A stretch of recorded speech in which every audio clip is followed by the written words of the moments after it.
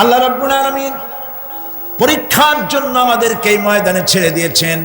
প্রশ্ন কি হবে আল্লাহ সব বলে দিয়েছেন। প্রশ্ন কি হবে? তোমার যৌবন, এ ব্যাপারে প্রশ্ন করা হবে। কোন পথে ইনকাম করেছো প্রশ্ন করা হবে। কোন পথে খরচ করেছো প্রশ্ন করা হবে।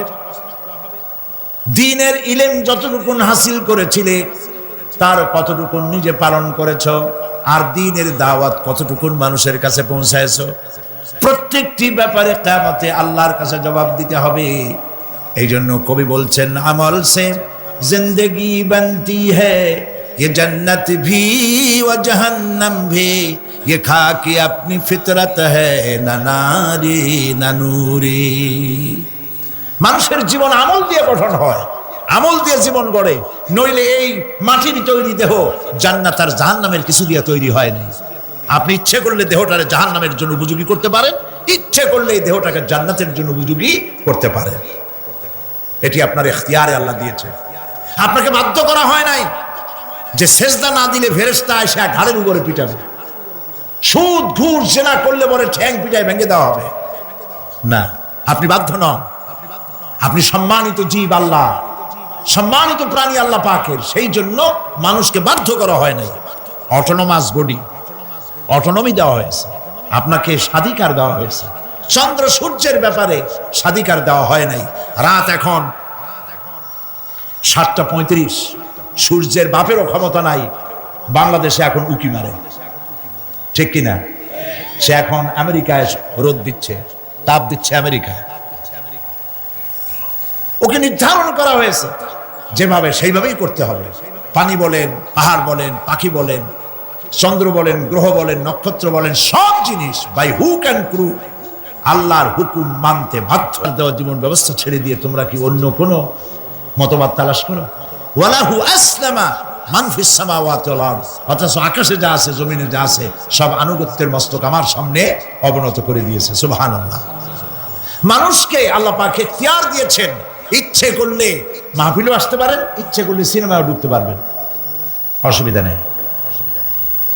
অসুবিধার জন্য কিয়ামত, ওখানে হিসাব হবে। এখানে আপনি সূর্য চন্দ্র ফেরেশতারও কোনো মাজাল নাই, কোনো ইখতিয়ার নাই আল্লাহর হুকুমের বাইরে কিছু করে। আল্লাহ যা করতে বলেছেন তাই করতে হবে, এর বাইরে এক চুলও নড়তে পারবে না। কিন্তু মানুষেরা করতে পারবে। মানুষ ইচ্ছে করলে নামাজ রোজা ছাড়তে পারে, ইচ্ছে করলে আল্লাহর অমান্য করতে পারে। এইটা তার বিচারের জায়গা না, এটা হলো পরীক্ষার জায়গা। এটা কিসের জায়গা? পরীক্ষার জায়গা। এখানে আপনি কামাই করলে ওখানে কিছু পাবেন, এখানে কামাই না করলে কিছু পাবেন না। আরো সোজা করে বলি, কোন কৃষক, যে কৃষক আষাঢ় মাসে শ্রাবণ মাসে জমিন চাষ করে না, পৌষ মাসে তার গোলায় ধান আসবে? কথা বোঝেন নাকি বোঝেন না? পৌষ মাসে গোলায় ধান আসবে? কোনো পাগলও বলবে না যে তুমি তো চাষই করো নাই, তুমি জমিনে, তোমার জমিনের ফসল তোমার ঘরে আসবে কেন? কাজী এই দুনিয়ায় পরীক্ষা দিলে এখানে রেজাল্ট হয়, এখানে গাছ লাগাইলে এখানে ফল দেয়। কিন্তু মানুষের জন্য আল্লাহ পাক যে আমল তৈরি করেছেন, পরীক্ষা নেবেন, সেই পরীক্ষার রেজাল্ট এখানে হবে না। পরীক্ষার রেজাল্ট আউট হবে কোথায়? আখিরাতে। বলেন সবাই, কোথায় হবে? পরীক্ষার রেজাল্ট আউট হবে কোথায়? আখিরাতে। এখানে আপনি যা কামাই করবেন এখানে রিটার্ন দেওয়া হবে না। এখানে যা কামাই করবেন সমস্ত কামাই 700 গুণ বর্ধিত আকারে কিয়ামতে আল্লাহ আপনার হাতে ধরাই দিবেন। আল্লাহর ওয়াদা কখনো মিথ্যা হয়? মিথ্যা হয় রাজনৈতিক দলের নেতারা, এই জাতীয় লোকেরা যারা মঞ্চে আসে আর বলে যে এবার আমাদের ভোট দেন, আমরা ক্ষমতায় যাইতে পারলে আপনারা না খাইয়া কেউ মরবেন না। কিন্তু কি খাইয়া মরবে তাও কয় না।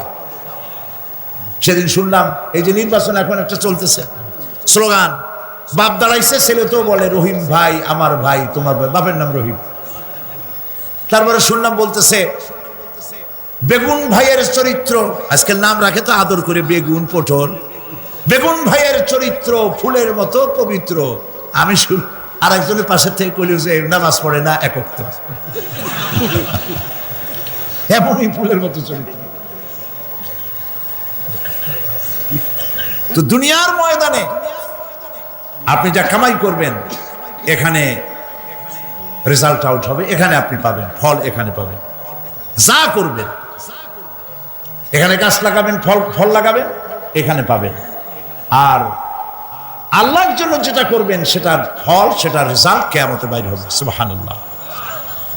এখানে পরীক্ষা দিয়ে যদি কেউ ফেল করে, ম্যাট্রিক পরীক্ষা দিয়ে ফেল করেছে, ফাজেল পরীক্ষা দিয়ে ফেল করেছে, আবার পরীক্ষা দিয়ে পাশ করার সুযোগ আছে, আবারও ফেল করেছে, আবারও পরীক্ষা দিয়ে পাশ করার সুযোগ আছে। 10 বার যদি ফেল করে আরো 10 বার পাশ পরীক্ষা দিয়ে পাশ করার সুযোগ আছে। কিন্তু কিয়ামতের দিন আল্লাহ রাব্বুল আলামিনের জীবনের পরীক্ষায় কোনো মানুষ যদি আল্লাহর আদালতে ফেল করে বসে একবার, দ্বিতীয়বার পরীক্ষা দেওয়ার আর কোনো সুযোগ নাই।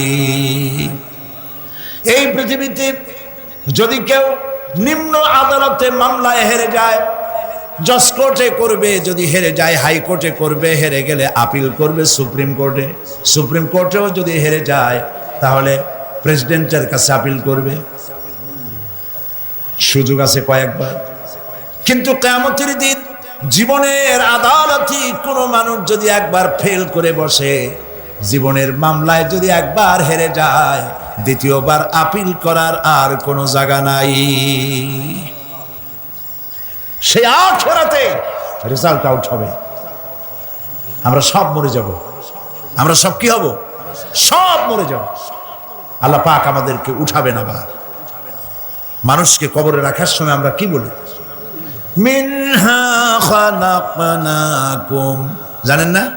পড়েন, মিনহা খালাকনাকুম ওয়া ফিহা নুঈদুকুম ওয়া মিনহা নুখরিজুকুম তারাতান উখরা। এই মাটি দিয়ে তোমাকে তৈরি করা হয়েছিল, এই মাটির মধ্যে রেখে গেলাম, এর থেকে আবার তোমাকে উত্থিত করা হবে। কে বলতেছেন কথা? আল্লাহ পাক বলছেন, আল্লাহ তাআলা বলছেন। কি নিষ্ঠুর এই পৃথিবী! ভেবে দেখেছেন কি একবারও কি ভেবে দেখেছেন এই পৃথিবী কত নিষ্ঠুর? এই সন্তান সন্ততি সব একটি মোহ, একটি মায়া, একটি মহব্বত, একটি প্রতারণা। যে বইয়ের জন্য হারাম ইনকাম করেছেন, যে সন্তানদের জন্য হারাম ইনকাম করেছেন, জান দিলেন, রক্ত দিলেন, জীবন দিলেন, সারা রাত কষ্ট করেছেন, দৌড়দৌড়ি করেছেন, যখন মরে গেলেন, যে বাচ্চাটা আপনি কোলে না নিলে কলিজা ঠান্ডা হয় না, সেই বাচ্চা বলবে, মাকে বলবে, মা বাপের লাশ যে রুমে আছে আমার সেখানে নিও না, আমার ভয় করে। ঠিক কিনা? স্ত্রীও আরো 2-1 লোক না হলে লাশের ঘরে থাকতে পারবে না, তারও ভয় করবে। থাকলে বড় জোর মা থাকতে পারে, বাপ থাকতে পারে। যাকে বিবাহ করার পর অনেক সন্তান আছে, মা বাপকে চোখে দেখতে পারে না, বড় কথা মতো মায়ের সাথে কথা বলা বন্ধ করে দেয়। হয়তো কুমিল্লা এরকম নাও থাকতে পারে। বউ তো নালিশ করছে, মার সাথে কথা কয় না, আবার বলে এই বুড়িটা মরে না কেন? নাউযুবিল্লাহ, নাউযুবিল্লাহ। বুড়িটারে মরার কথা বলতেছো তুমি। তোমার ছোট্টবেলায় যখন তোমার টাইফয়েড হয়েছিল, অসুখ করেছিল, গরিব বাবা, বাড়িতে ল্যাপ নাই, খাতা নাই, তোষক নাই, সেই জায়গায় মা তার কাপড় বিছায় দিয়া, বুকের উপরে নিজের শরীরের উষ্ণতা দিয়া বাঁচায় রাখার চেষ্টা করেছে, নিজে না খেয়ে খাওয়াইছে, অসুখ সারে না। মা ওই মুমূর্ষু বাচ্চার সেরানে তার মাথার কাছে বসে তাহাজ্জুদের নামাজ পড়ে কোরআন শরীফ তেলাওয়াত করে, চোখ দিয়া পানি পড়ে, আর বলতে থাকে, রব্বুল আলামিন আমার জীবনটারে দিয়া আমার কলিজার টুকরা সন্তানটারে বাঁচাইয়া দাও। যেই মা নিজের জীবন দিয়া সন্তান বাঁচাইতে চাইলো, সেই সন্তান আজকে বউ পাইয়া মাকে ভুলে যায়, মায়ের সাথে খারাপ ব্যবহার করে। আল্লাহ রাব্বুল আলামিন বলেছেন, মা বাবার সঙ্গে খারাপ ব্যবহার করো না, ভালোবাসায় কথা বলো। ওয়াকুল লাহুমা কাওলান কারীমা, সম্মান সূচক কথা বলো। মা বাবার জন্য দোয়া করো আমার কাছে। কে বলতেছেন? আল্লাহ তাআলা বলছেন দোয়া করো আমার কাছে এই ভাষায়, রব্বিরহামহুমা কামা রাব্বায়ানি সাগীরা। পড়েন সবাই, রব্বিরহামহুমা কামা রাব্বায়ানি সাগীরা। আয় আমার রব, আমার মা বাপ যেমনি ছোটবেলায় আমাকে অত্যন্ত যত্ন করে লালন পালন করেছে। আল্লাহ তাআলা তুমি দয়া করে আমার মা বাপকে তোমার রহমতের করে লালন পালন করো। সুবহানাল্লাহ। প্রত্যেক নামাজের পর সকলে এই দোয়া পড়বেন, মনে থাকবে? মনে থাকবে?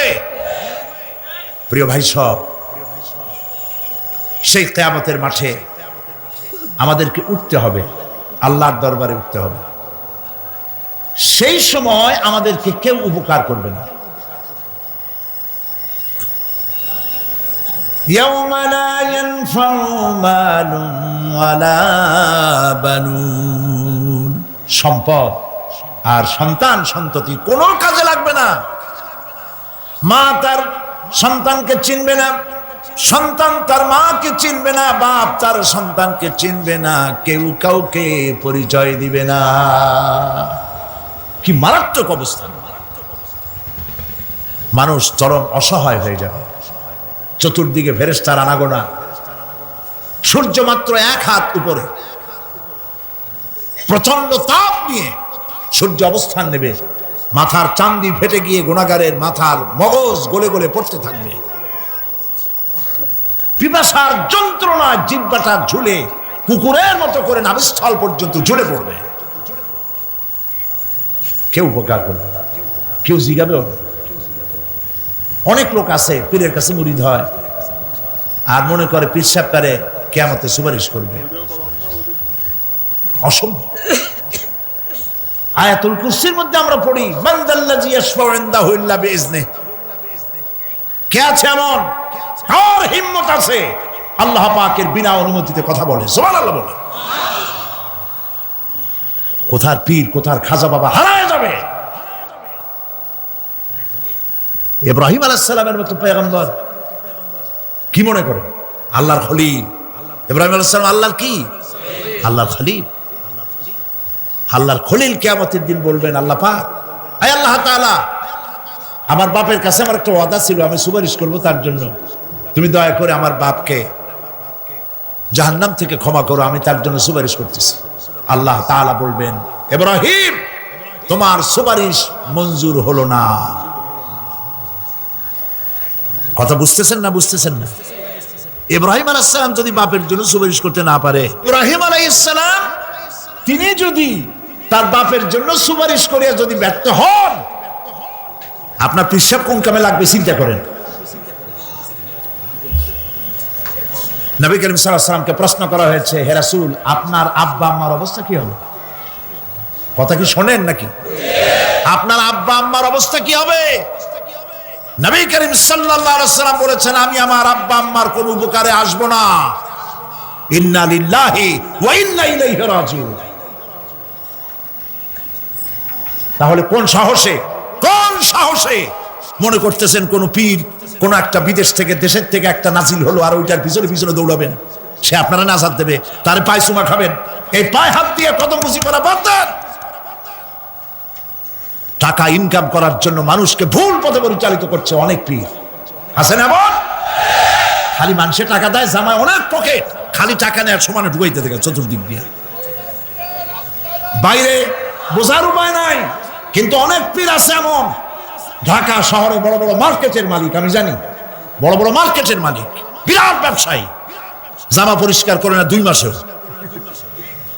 মানুষের দেখাবার জন্য গামছাটা নাকের কাছে ধরে ফত ফত করে আওয়াজ করে, মনে হয় যেন কাঁদতেছে। আর্টিফিশিয়াল তাসান্নুর, হাবিজাবি জিকির শিখায়। লা ইলাহা কতক্ষণ, ইল্লাল্লাহ কতক্ষণ, আল্লাহ আল্লাহ কতক্ষণ, কোথায় পাইছো? ইল্লাল্লাহ ইল্লাল্লাহ কিসের জিকির? ইল্লাল্লাহ মানে কি? আল্লাহ ছাড়া, আল্লাহ ছাড়া, আল্লাহ ছাড়া, আল্লাহ ছাড়া কি? কাজী রাসূলুল্লাহ যা করেন এগুলি বেদাত।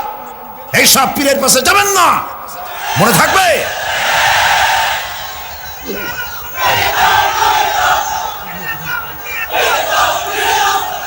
প্রিয় ভাই সব, কিয়ামতের দিন আপনার আমল, একমাত্র আমল আপনাকে বাঁচাইতে পারবে।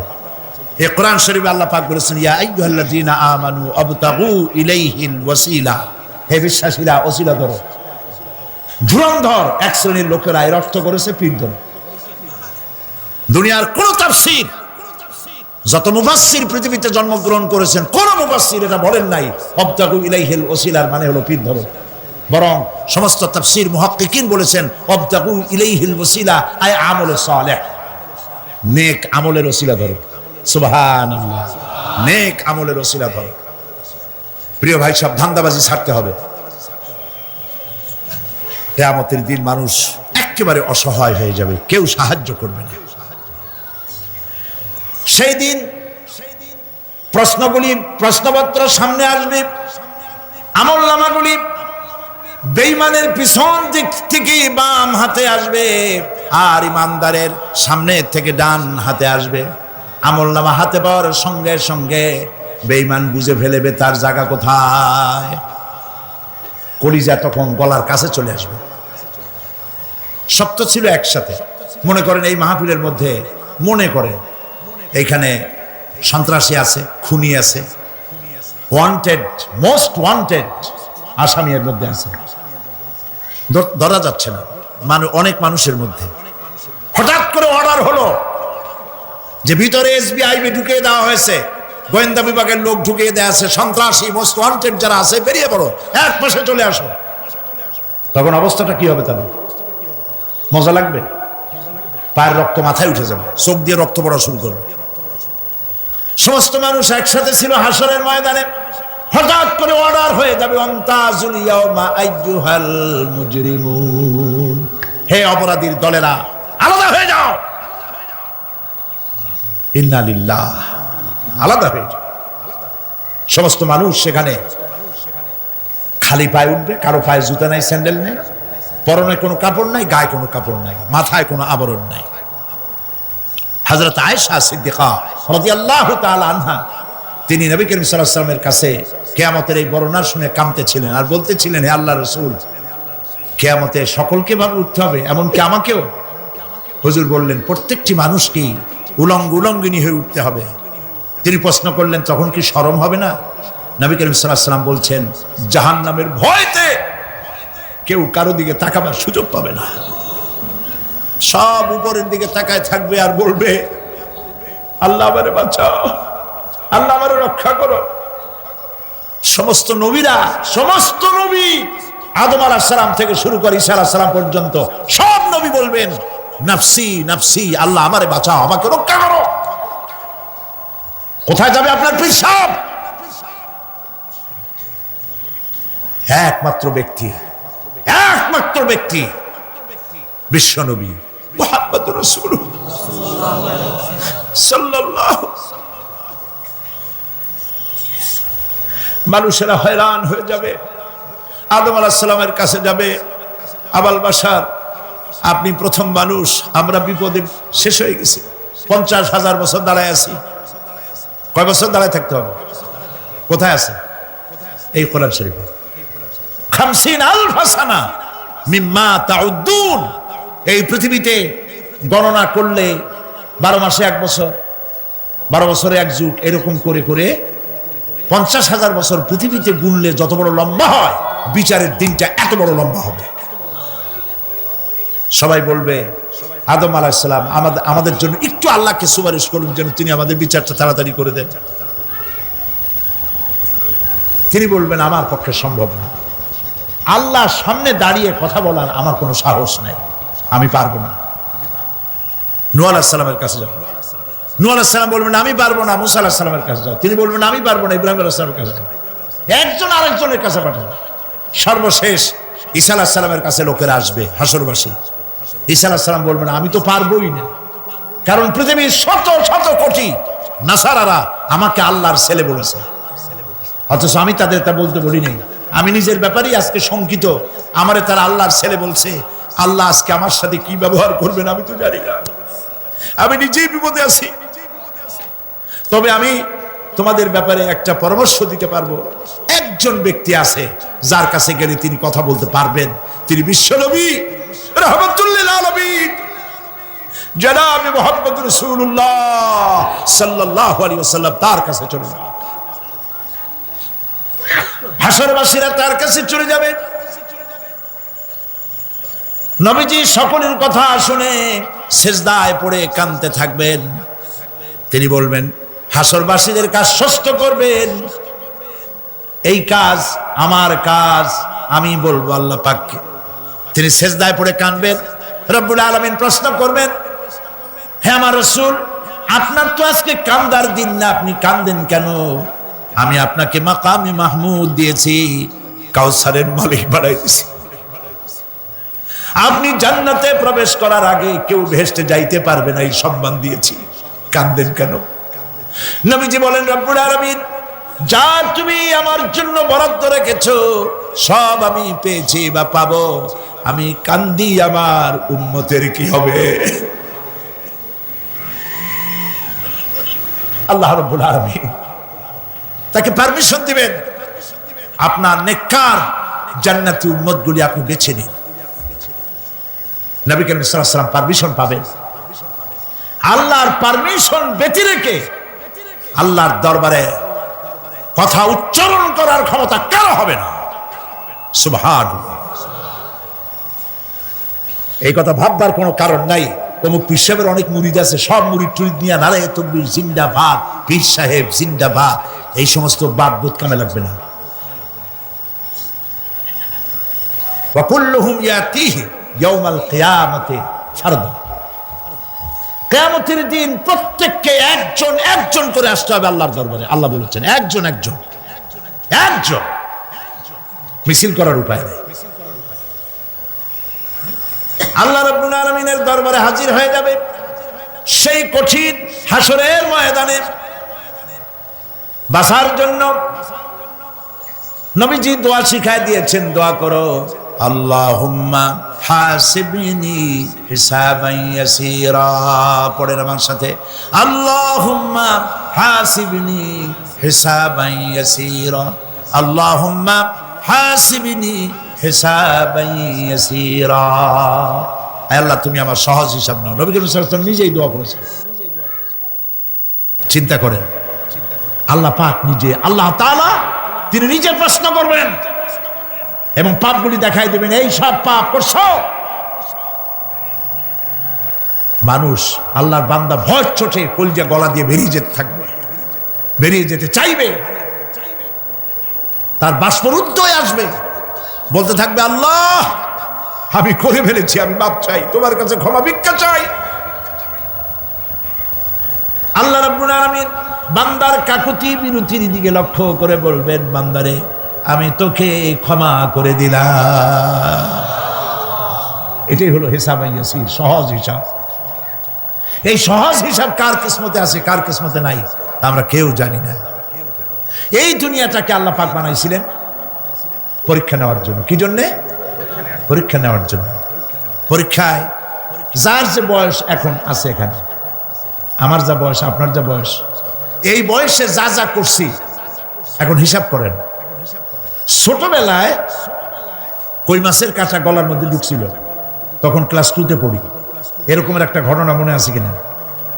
মনে নাই? অন্যের বাড়ির আম পাড়তে গিয়া বাড়িওয়ালার সামনে পড়ছিলেন, 2টা থাপ্পড় দিছিল, এসব কথা মনে আছে না? আছে কিনা? এই ছোট্ট ছোট্ট কথাগুলি, কোন পুকুর পাড়ে আসার খাইছিলাম, কেটা মারছিল, সেই ছোট্টবেলা থেকে এই পর্যন্ত এই ছোট্ট কথাগুলি যদি মনে থাকে, তাহলে বড় বড় পাপ কি কি করছেন তা মনে নাই। তাহলে নিজের হিসাব নিজে করো। কিয়ামতে আল্লাহ পাক আমলনামা হাতে দিবেন, বলবেন পড়ো, ইকরা কিতাবাক, পড়ো তোমার আমলনামা। তুমি তোমার হিসাবের জন্য আজকে তুমি নিজেই যথেষ্ট। পড়ে দেখো কি করছো। ইন্না লিল্লাহি ওয়া ইন্না ইলাইহি রাজিউন। আমরা বলি আমি। ঘুমের জন্য মানুষ ঘুমাইতে না পারলে পাগল হয়ে যায়। কি বিরাট নিয়ামত এই ঘুম আল্লাহ পাক মানুষকে দিয়েছে। আমার বন্ধুগণ, এভাবে করে আল্লাহ রাব্বুল আলামিন মানুষের একঘেয়েমি দূর করার জন্য সকাল করেছেন, দুপুর করেছেন, বিকেল করেছেন, সন্ধ্যা করেছেন, রাত করেছেন, ঘুমাবার ব্যবস্থা করেছেন, কামাই রুজির ব্যবস্থা করে দিয়েছেন, রুজি রোজগার করার ব্যবস্থা করেছেন। সবকিছু তিনি রহমান বলে, তিনি দয়াবান বলে মানুষের সব প্রয়োজন আল্লাহ পাক মিটিয়ে দিয়েছেন। আল্লাহ সুবহানাহু ওয়া তাআলা তিনি বলছেন, আমার রহমতেই পৃথিবীর মাটি থেকে তোমাদের ফসল উৎপাদিত হয়, তোমরা দেখো, আফারাআইতুম মা তাহরুসুন আনতুম তাজরাউনাহু আম নাহনু যারিউন। জমিন থেকে ফসল কে উদ্গত করে? উদ্ভিদকে কে গজায়? তুমি গজাও না, আমি গজাই। আল্লাহ পাক বলেন সমস্ত উদ্ভিদগুলি আমি তোমাদের জন্য গজায় দেই, উঠায় দেই। এরপরে যখন ফসল হয়, ফসল পাকা দেখে মানুষ তখন মোষে তেল মাখে, ফুর্তি করে, আনন্দ করে। এবার ফসল খুব ভালো হয়েছে, ভালো করে গান দেব। মানুষেরাই চিন্তা করে, বেশি ফসল হয়েছে, গান বাজনা, থিয়েটার, গুণাগার বিবির গান, এগুলি ভালো করে শুনতে হবে। গাছে কাঁঠাল, গোপে তেল, জমিনে ফসল, মোষে তেল মেখে আনন্দ করে যে গান বাজনা করবে। আল্লাহ পাক বলেন, দেখো, লাউ নাশাউ জাআলনাহু হুতামান ফাযালতুম তাফাক্কাহুন। যদি আমি ইচ্ছে করি তাহলে তোমার ফসলকে আমি কুটায় পরিণত করে দিতে পারি, তখন তো তুমি নিজের কপালে করাঘাত করবে আর বলবে, আরে মাহরুম হয়ে গেলাম, বঞ্চিত হয়ে গেলাম। আল্লাহ যদি ইচ্ছে করেন তাহলে ফসলগুলিকে আল্লাহ পাক তুষে পরিণত করে দিতে পারেন না? সিটায় পরিণত করে দিতে পারেন না? অবশ্যই। সেই জন্য আল্লাহ পাক বলছেন, যেগুলি সব আমার ক্ষমতা, আমি আপন নিয়ামতে, আপন বরকতে, রহমান নামের কারণে আমি তোমাদের সব আমি গুছিয়ে দিচ্ছি। আল্লাহ পাক ফসলের জন্য, আপনার জমিনের ফসলের জন্য আল্লাহ পাক বিনা পয়সায় সারের ব্যবস্থাও করে দিয়েছেন। জোরে কোন সুবহানাল্লাহ। সেই সারটা হচ্ছে কি?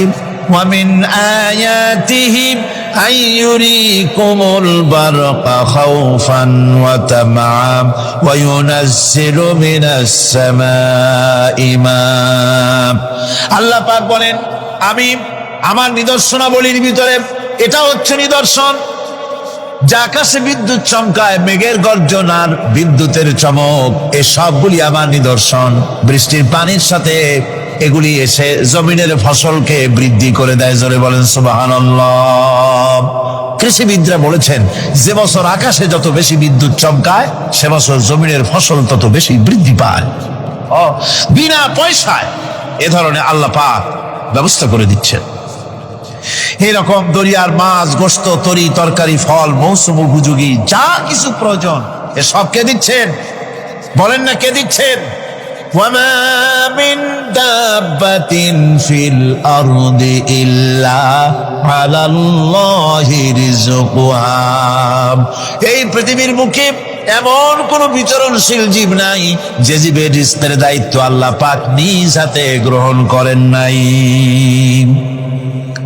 এবার দেখেন আল্লাহ পাক আরো বলছেন, وَكَأَيِّن مِّن دَابَّةٍ لَّا تَحْمِلُ رِزْقَهَا اللَّهُ يَرْزُقُهَا وَإِيَّاكُمْ।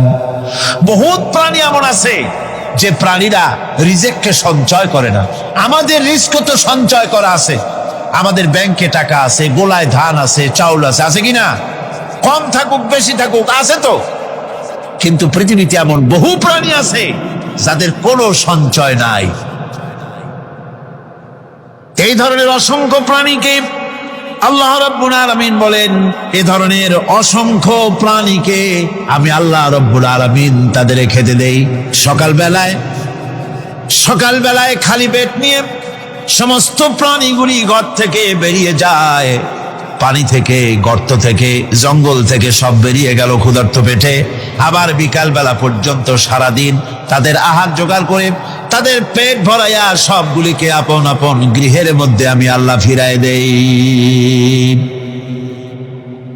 সেই জন্য আল্লাহ পাক বলছেন, ইয়া আইয়ুহান নাসু যকুরু নি'মাতাল্লাহি আলাইকুম হাল মিন খালিকিন গায়রুল্লাহ ইয়ারযুকুকুম মিনাস সামাই ওয়াল আরদ লা ইলাহা ইল্লা হুয়া ফাআন্না তুফাকুন।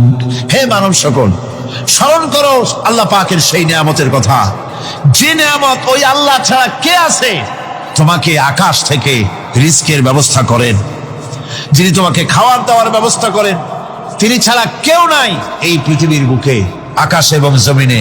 তিনি এক এবং একক। ওয়া ইলাহুকুম ইলাহু ওয়াহিদ লা ইলাহা ইল্লা হুয়ার রাহমানুর রহিম। তিনি হচ্ছেন তোমাদের ইলাহ, তিনি এক, তিনি একক।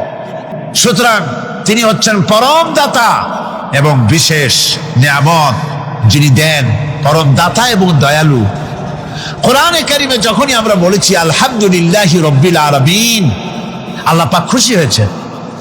প্রশ্ন হয়েছে তার কি আরো কোন গুণ আছে? জবাবে বলেছি আর রহমানির রহিম, তিনি পরম দাতা, তিনি দয়ালু। সুবহানাল্লাহ, তিনি রহিম।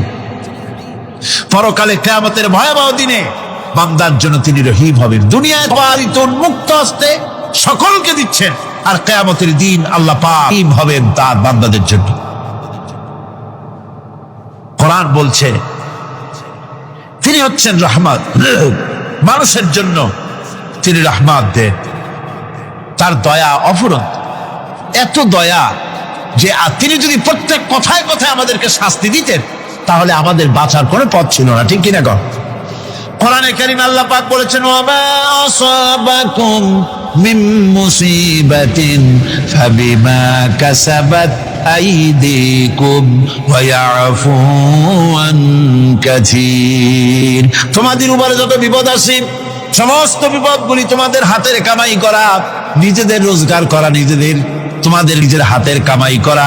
ওই হাতের কামাই করার কারণে সেগুলির জন্য যে আযাব হওয়া উচিত ছিল, আমি অনেকগুলি ক্ষমা করে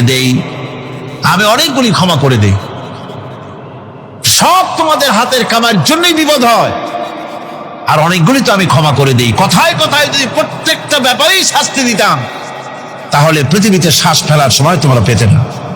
আল্লাহ পাক হচ্ছেন সেজন্য রহমান, আর তিনি রহিম। কিয়ামতের দিনের জন্য এই পৃথিবীতে মানুষ গুনাহ করা স্বাভাবিক, কিনা গণ? সব মানুষই গুনাহ করে।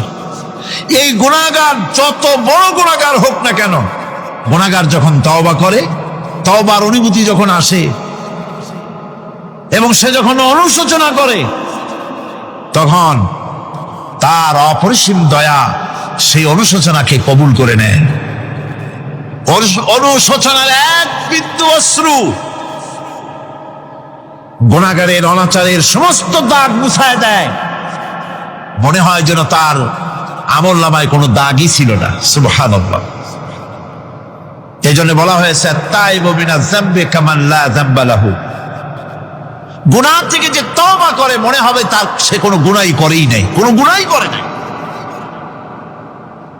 আমার বন্ধুগণ, আল্লাহ পাক কেমন রহিম! এই পৃথিবীতে মানুষ যত অপরাধ করে, সেই অপরাধ বাপের সাথে করুক, মায়ের সাথে করুক, ওস্তাদের সাথে করুক, পীরের সাথে করুক, অপরাধ করলে পরে কেউ বলে না যে কাছে আয় ক্ষমা করে দেই। ইমাম রাজি রাহমাতুল্লাহ আলাইহি বলেন, বুজুর্গ ব্যক্তি চিৎকার মেরে বললেন আল্লাহু আকবার, আমি কিন্তু এই বড় বিক্রেতার ঘোষণার মধ্য দিয়ে সূরা ওয়াল আসরের তাফসীর আমি বুঝে ফেলেছি। তার মানে হলো, বড় বিক্রেতা যেভাবে বলতেছে, সেই ব্যক্তির উপরে রহম করো যার পুঁজি গলে যায়। আমারও তো একটা পুঁজি আছে, ওই পুঁজির নাম হায়াত। প্রতি মুহূর্তে আমার পুঁজি তো গলে যেতেছে, আমার পুঁজি তো গলে যায়, প্রতি মুহূর্তে কমে যেতেছে। আহারে, এই পুঁজি যে গলে গেল, ধরে রাখতে পারলাম না, এই জন্য কিছুই তো করতে পারি নাই। সূরা ওয়াল আসরের ভিতরে মানুষের আয়ুষ্কাল দেওয়া হয়েছে, বরফ গলে যাওয়ার মতো দ্রুত সে আয়ু কমে যাচ্ছে। একে যদি নষ্ট করে ফেলা হয়, ভুল কাজে ব্যয় করা হয়, সেটাই হচ্ছে মানুষের মূল ক্ষতি। মানুষের মূল ক্ষতি, ব্যবসায় ক্ষতিগ্রস্ত হয়েছে না, মূল ক্ষতি নয়। স্বাস্থ্য হারাইছে, মূল ক্ষতি নয়। রাজনীতিতে ব্যর্থ হয়েছে, মূল ক্ষতি নয়। জীবনে মন্ত্রিত্ব হারাইছে, মূল ক্ষতি নয়। মূল ক্ষতি প্রতি মুহূর্তে সময় নষ্ট হচ্ছে, এটাই মূল ক্ষতি। ভাইরা, কিয়ামতের দিন জান্নাতীদের কোনো দুঃখ থাকবে না, সকলের দুঃখ থাকবে। জান্নাতীদের কোনো দুঃখ থাকবে নাকি? থাকবে। জান্নাতীদের মনের মধ্যে একটা দুঃখই থাকবে। ভালো করে শুনুন, জান্নাতীদের মনের মধ্যে একটা দুঃখই হবে, তারা মনে মনে চিন্তা করবেন, আফসোস করবেন, আহারে যদি দুনিয়ায় বসে অমুক সময় বাসে বসেছিলাম, আজে বাজে চিন্তা করেছি, বাড়ির ড্রয়িং রুমে একা একা বসে বসে আজে বাজে চিন্তা করেছি, অমুক অমুক সময় খেলাধুলায় কাটাইছি, এই সময়গুলিতে যদি সুবহানাল্লাহ, আলহামদুলিল্লাহ, লা ইলাহা ইল্লাল্লাহ, আল্লাহু আকবার এই তাসবিহ যদি পড়তাম, জিকির আজগার করতাম, জান্নাতের ভিতরে আরো নিয়ামত লাভ করতে পারতাম। সময়টা তো কাজে লাগাইলাম না। মানুষের সত্য, মুমিনের সত্য সব ওয়াকুলু লিন-নাসি হুসনা, মানুষের সঙ্গে ভালো ভালো কথা কও, মানুষের সঙ্গে হাসি মুখে কথা কও। একজনের সাথে হাসি মুখে কথা বললে আপনার একটা সদকা দেওয়ার মতো সমান সব আমলনামায় লেখা হয়ে গেল। ভালো ভালো কাম করো। আমার তো মনে হয় যে সূরা ওয়াল আসর এটা যেন একটা ঝিনুকের মধ্যে আল্লাহ পাক আটলান্টিক মহাসাগর, প্রশান্ত মহাসাগর, সবগুলি মহাসাগর একটা ঝিনুকের মধ্যে আল্লাহ পুরি দিয়েছেন। মানুষের সাফল্য এবং কল্যাণ, তার ধ্বংস এবং সর্বনাশের পথ কোথায় তা এ কোরআন বলে দিয়েছে। সফলতা কিসে আসবে, ধ্বংস কিসে আসবে, এ কথা আল্লাহ কোরআনে বলে দিয়েছে। আমি আজকে এই সূরা বেছে নিলাম এই কারণে, আমরা চলছি ধ্বংসের দিকে। কোন দিকে যাচ্ছি বলেন না, কোন দিকে? আমার তো মনে হয় হেমিলেনের সেই বংশীবাদক যেন বাঁশি বাজিয়ে চলছে, আর গোটা জাতি তার পেছনে সমুদ্রে ডুবে মরার জন্য অগ্রসর হচ্ছে। বন্ধুগণ, আমি বলতে চাচ্ছি যে আজ আমরা সফলতা এবং ব্যর্থতা কিসে, লাভ আর ক্ষতি কিসে এটা বুঝতে পারছি না বলেই গোটা জাতির এই দুর্দিনে সূরা ওয়াল আসর এইটাই আমাদের আলোচনা করা উচিত বলে আমি মনে করি। এর মধ্যেই আল্লাহ পাক আমাদের লাভ, আমাদের ক্ষতি, আমাদের সাফল্য, আমাদের ব্যর্থতা এর মানদণ্ড নির্ণয় করে দিতে পারেন কে? কথা বোঝেন নাই? তাহলে বলেন না কে দিতে পারেন? সেই আল্লাহ রাব্বুল আলামিন, তিনি কোরআনকে দিয়েছেন, এই সূরা তিনি নাজিল করেছেন। ইমাম শাফি রাহমাতুল্লাহ আলাইহি বলেছেন, লোকেরা যদি এই ছোট্ট সূরাটি উপরে চিন্তা ভাবনা করে তাহলে একটা মানুষের জন্য এই সূরাটাই তার হেদায়েতের জন্য যথেষ্ট হয়ে যেতে পারে, আর কিচ্ছু লাগে না। এই ছোট্ট সূরাটি একটা মানুষের সম্পূর্ণ হেদায়েত হওয়ার জন্য যথেষ্ট। আল্লাহ রাব্বুল আলামিন শুরু করছেন এভাবে, ওয়াল আসরি ইন্নাল ইনসানা লাফি খুসর। ওয়াল আসরি, আসরের আগে একটা অ আছে। আরবি গ্রামার অনুযায়ী এই অটা হচ্ছে ওয়াও কাসমিয়া, এটা হচ্ছে শপথ। আল্লাহ কসম করছেন। আপনারা খুব চিন্তা ভাবনা করেন, মাথা ঠান্ডা করে, কান এবং দিল, মন, মগজ সব এদিকে আপনারা গভীর মনোনিবেশ সহকারে যদি শোনেন তাহলে বুঝতে পারবেন আল্লাহ পাক শপথ করতেছেন, কসম করতেছেন। এটা কি সোজা ব্যাপার না বিরাট ব্যাপার? আমরাও তো কসম করি। কখন করি? কথাটাকে নিশ্চিত করার জন্য, দৃঢ়ভাবে বিশ্বাস করার জন্য বলি, আল্লাহর দোহাই, আল্লাহর কসম, এই বলে আমরা আমাদের কথাকে উপস্থাপন করি অধিকতর বিশ্বাস করার জন্য। আল্লাহ পাক কসম করতেছেন, তবে আল্লাহর কসম আর আমাদের কসম এক না। আমরা কসম করি সবচাইতে যিনি বড়, মহানত্ব, বিরাটত্ব, শ্রেষ্ঠত্বের উপরে ভিত্তি করে আমরা কসম করি, যেহেতু আল্লাহর চাইতে মহান, বড়, শ্রেষ্ঠ আর কেউ নাই। এই জন্যে আল্লাহর চাইতে বড় কেউ নাই বলে আমাদের জীবনের শ্রেষ্ঠ স্লোগান, মুসলমানের জীবনে শ্রেষ্ঠ স্লোগান নারে তাকবীর। আসতে বললেন কেন?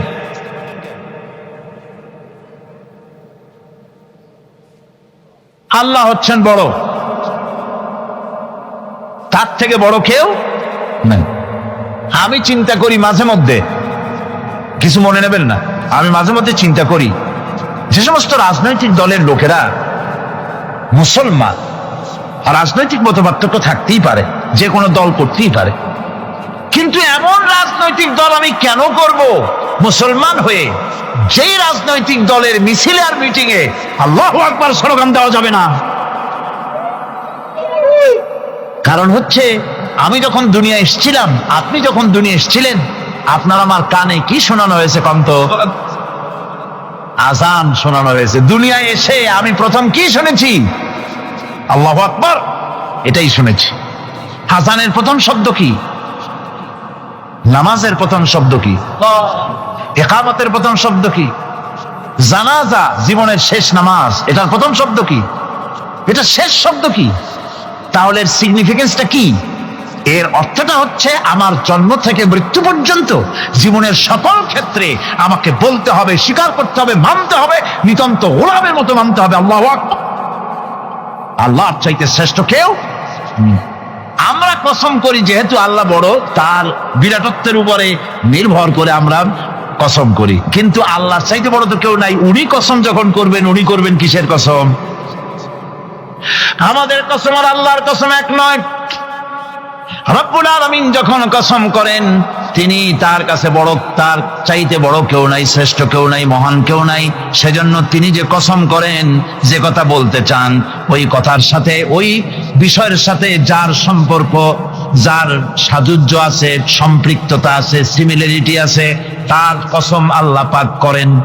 যেহেতু এখানে আল্লাহ রাব্বুল আলামিন মানুষের সফলতা, ব্যর্থতা, মানুষের লাভ আর ক্ষতির কথা বলবেন, সেজন্য আল্লাহ পাক মানুষের জীবনের সাথে, মানুষের সম্পর্ক রয়েছে তার জীবনের, মানুষের সাথে সম্পর্ক রয়েছে সময়ের, মানুষের সঙ্গে সম্পর্ক রয়েছে ইতিহাসের। তাই রব্বুল আলামিন বলেন, ওয়াল আসরি ইন্নাল ইনসানা লাফি খুসর। আমি কসম করি সময়ের, আমি কসম করি ইতিহাসের, আমি কসম করি জীবনের, আমি কসম করি সময়ের। যেহেতু এই জীবন আছে বলে আমরা আছি, জীবন না থাকলে আমরা বাঁচি না। ইতিহাসের কসম আল্লাহ করেন, কারণ হলো ইতিহাস মহাকালের সাক্ষী। এই মহাকালের দুষ্কৃতিকারা, তাদের দুষ্কৃতি যারা, তাদের দুষ্কৃত, তাদের দুষ্কৃত কর্ম, যা তারা যে খারাপ কাজ করেছে, সেই খারাপ কাজের ইতিহাস ধারণ করেছে। যারা সুকৃতি করেছে, তাদের সুকর্মগুলি ইতিহাস ধারণ করেছে। ইতিহাস হচ্ছে নীরব সাক্ষী। আল্লাহ বলেন, আমি ওই ইতিহাসের সাক্ষী, আমি জীবনের সাক্ষী, আমি সময়ের সাক্ষী। যেহেতু সময় কারো জন্য বসে থাকে না। সময়ের ব্যাপারে হযরত ইবনে কাইয়িম রাহমাতুল্লাহ আলাইহি তিনি বলেছেন, মা মাদা ফিদ দুনিয়া আহলামুন ওয়া মা বাকিয়া মিনহা আমানি। মা মাদা ফিদ দুনিয়া আহলামুন, আমি আমার জীবনের যে অংশ ফেলে এসেছি এটা আমার স্বপ্ন। ওয়া মা বাকিয়া মিনহা আমানি, আর যেটা আমার সামনে জীবন বাকি আছে ওটা হচ্ছে আমার আকাঙ্ক্ষা। ওয়াল ওয়াক্তু বাইনাহুমা দায়ুন, আর এর মাঝখান থেকে সময় চলে যাচ্ছে। সময় আমার জন্য বসে নেই, সময় চলে যাচ্ছে। এই পৃথিবীতে আসার পর আমাদের হায়াত তো বাড়ছে না, বরং হায়াত প্রতি মুহূর্তে কি হচ্ছে? লোকেরা বলে হায়াত বাড়ে, হায়াত তো বাড়ে না। হায়াত কি হয়? জন্মের পরের থেকে আমার জন্য রিজার্ভ আছে যতটুকু, 50 বছর বাঁচবো, 60 বছর বাঁচবো, যতটুকু হায়াত আমার জন্য নির্ধারিত করা আছে, নির্ধারণ করা আছে, প্রতিদিন একদিন করে কমে যেতেছে। এজন্য আমি বলি, আমার বাড়িতে যে ঘড়িটা আছে, এই ঘড়িটা বেলা 1টার সময় ঢং করে একটা আওয়াজ দেয়, শ্রোতাকে শুনিয়ে দেয়, বাড়িওয়ালা তোমার জীবনের মূল্যবান হায়াত থেকে 1 ঘন্টা কমায়া দিলাম। 2টার সময় 2টা ঘন্টা লাগায় শোনায় দিল, বান্দারে তোমার জীবনের মূল্যবান সময় থেকে 2টি ঘন্টা কমে গেল। এমনি করে দিন গেল, মাস গেল, বছর গেল, আমাদের হুঁশ হলো না। সময় চলে গেল তাস খেলে খেলে, সময় চলে গেল আমাদের খেলাধুলা করে, শয়তানি বদমাশি করে। সময় কতটুকু পেলাম? কিয়ামতের দিন, বিচারের দিনটা যেটা হবে, আল্লাহ রাব্বুল আলামিন বলেন বিচারের দিনটাই লম্বা হবে 50 আলফা সানা মিম্মা তাউদ্দুন। বিচারের দিনটা লম্বা হবে কত বছর? 50,000 বছর। কত বছর? দুনিয়ায় যেভাবে তুমি হিসাব করো, দুনিয়ার গণনা অনুযায়ী হাসরের বিচারের দিনটা হবে 50,000 বছরের মতো লম্বা। এক কিতাবে দেখেছি, তিনি লিখেছেন হিসাব করে, কিয়ামতের ওই দিনটার হিসাবে 50,000 বছর একটা দিন লম্বা। ওই হিসাবে পৃথিবীতে যারা 60 বছর বাঁচলো, সেজন্য আখেরাতে 2 মিনিট দুনিয়ায় বাঁচলো। চিন্তা করেছে? মাত্র 2 মিনিট। 60 বছর যারা হায়াত পেল 2 মিনিট বাঁচল। এই 2 মিনিটের জন্য কত হাঙ্গামা, কত মারধর, কত সন্ত্রাস, ক্ষমতার জন্য লড়াই, হ্যান করেঙ্গে ত্যান করেঙ্গে, লাঠি কে আন্দার মুগুর ভরেঙ্গে, শক্তির ঠেলায় অস্থির। আমার বন্ধুগণ, সময় চলে যাচ্ছে, স্রোতের মতো করে কারোর জন্য সময় অপেক্ষা করতেছে না। আমাদের মৃত্যু প্রতি মুহূর্তে কাছে চলে আসতেছে। এই জন্য শায়ের বলেছেন, আগাহ আপনি মৌত সে কোই বশর নেহি, আগাহ আপনি মৌত সে কোই বশর নেহি, সামা সো বরস কে হ্যাঁ পল কি খবর নেহি। এক সাপ একবার মুরিদ হয়েছিল এক পীর সাহেবের কাছে। পীর বলছিলেন যে, আমি তো এইসব সাপ টাপ মুরিদ বানাই না। কয়, না হুজুর, আমারে বানান। তারপরে মুরিদ বানায় কিছু অভিজ্ঞতা শিখাই দিল, আর বললো, খবরদার কাউকে দংশন করবা না। ঠিক আছে, সে যায়া জিজ্ঞাসা শুরু করে দিয়েছে। এর মধ্যে জমিনে রাখাল আসছে, ধান কাটছে, ধানগুলো নিবি কি করে, দড়ি দাড়ি পাচ্ছে না। তো কি করা যায়, বানবে কি দিয়া? সন্ধ্যার পরে অন্ধকারে দেখে যে দড়ি একটা পড়ে আছে। ও যে কি দড়ি তা তো ওরা বোঝে না। ওইটারে নিয়া ধানরে ফেসাইয়া লেজ দিয়ার মাথা দিয়ে এরকম করে বাসে দিয়ে বাঁধছে। সাপ তখন বলতেছে, হায় হায় রে, কেবল যে মুরিদ হইছি, তা না হলে তুই ঠিক পাইতি যে আমি কি ধরনের দড়ি। এরপরে নিয়ে বাড়ি নিয়ে ভালাই দেশে খুলে সাপটার ঘাড় গেছে মস্কিয়া। বহুত কষ্ট করে হুজুরের বাড়ি গিয়ে হাজির। কয় যে, হুজুর কি একখান জিকের শিখাইলেন, আমার তো ঘাড়টার মস্কে শেষ। আশ্চর্য কথা, কত মানুষ মুরিদ হইলো, কত কিছু মুরিদ হইলো, কারো তো জিকের করলে ঘাড় মস্কে যাবে কেন? এটা কেমন কথা? কয়, হুজুর ঘটনাই। আরে বেটা, ঘটনা এইটা তুই কি করছিলি? কয় যে, আপনি যে নিষেধ করছেন দংশন করতে, আমি তো দংশন করতে পারিনি। আরে বেটা, দংশন করতে নিষেধ করছিলাম, ফোঁস করতে তো নিষেধ করি নাই। তোরে যখন দড়ি মনে করে হাত দিছিল, ফোঁস করে উঠতি, ওই রাখা লাফ দিয়া বর্ডার পার হইয়া দিল্লি চলে যেত। কাজী ধৈর্যের মানে শীত হয়ে পড়ে না। ধৈর্য মানে অবিচলতা, দৃঢ়তা নিয়ে শক্তি সঞ্চয় করে আল্লাহর উপরে ভরসা করে বাতিলের বিরুদ্ধে ঝাঁপিয়ে পড়তে হবে, বাতিল উৎখাত হতে বাধ্য হবে। খালি রাশিয়ার একটা রকেট বহু বছর পর্যন্ত মহাশূন্যে উঠতেছিল। একদিন পত্রপত্রিকায় দেখতে পেলাম ওইটা ভেঙে পড়বে, ওটার মেয়াদ শেষ হয়ে গেছে, ভেঙে পড়বে। বিশ্ব মহাচিন্তায় পড়ে গেল, কোন দেশে পড়বে?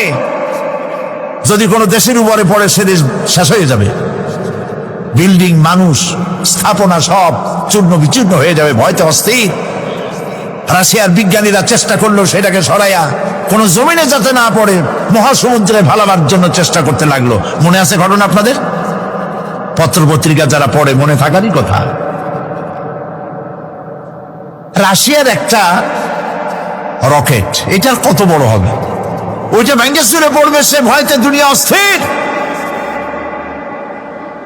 আর আল্লাহ পাক বলছেন, এতে কোনো সন্দেহ নাই, আকাশ একটার পর একটা ভেঙে চুরে চুরমার হয়ে পড়তে থাকবে, তারকাসমূহ বিক্ষিপ্ত হয়ে পড়বে, দরিয়া দীর্ণ বিদীর্ণ হয়ে যাবে, চন্দ্র আর সূর্য ধাক্কা লেগে একাকার হয়ে যাবে, চাঁদে আলো নাই, সূর্যে আলো নাই, অন্ধকার এক বিভীষিকাময় পূর্ণ হয়ে যাবে গোটা বিশ্ব।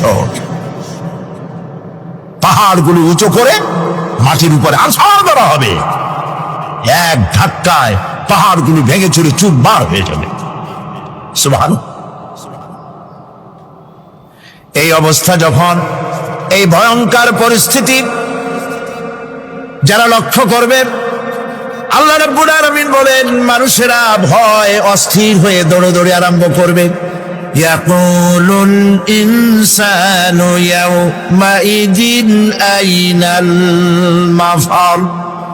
মানুষেরা পাগলের মতো শুধু দৌড়াদৌড়ি করবে আর বলবে, পালাবো কোথায়, ভাগবো কোথায়, কোথায় যাব? আল্লাহ রাব্বুল আলামিন জবাবে বলেন, কাল্লা লা ওয়াজারাইলা রাব্বিকা ইয়াউমাইদিনিল মুস্তাকার। কখনই নয়, ভাগবার জায়গা নাই, পালাবার জায়গা নাই। আল্লাহ রাব্বুল আলামিনের আশ্রয় ছাড়া কোনো আশ্রয় নাই। এই বিভীষিকাময় দৃশ্য হয়ে যাবে, সব মরে যাবে, কেউ বাঁচবে না। মালাকুল মউতকে আল্লাহ পাক জিজ্ঞেস করবেন, কে এখন বেঁচে আছে আর কারা বেঁচে আছে? তিনি বলবেন, হযরত জিবরাইল, হযরত মিকাইল, হযরত ইসরাফিল।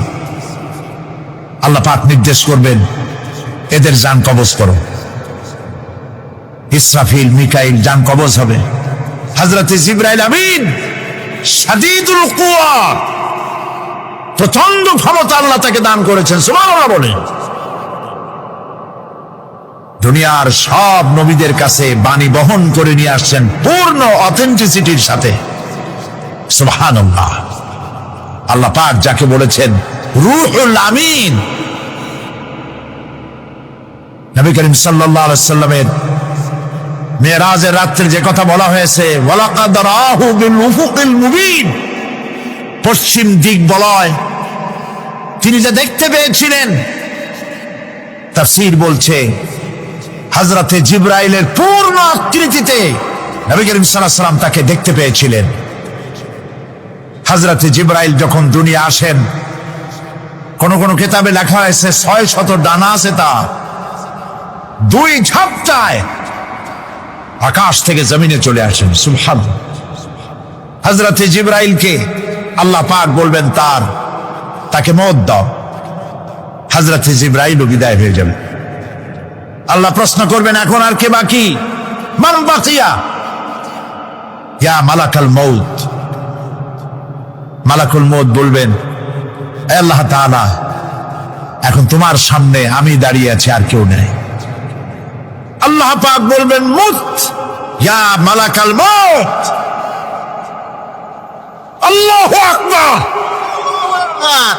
মুত ইয়া মালাকুল মউত, মরে যা, মরে যা।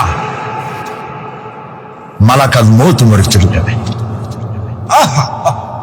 এরপরে আর কেউ নাই। আল্লাহ রাব্বুল আলামিন এই অবস্থায় কত বছর, কত কাল চলে যাবে আল্লাহ পাক ভালো জানেন, কেউ নাই।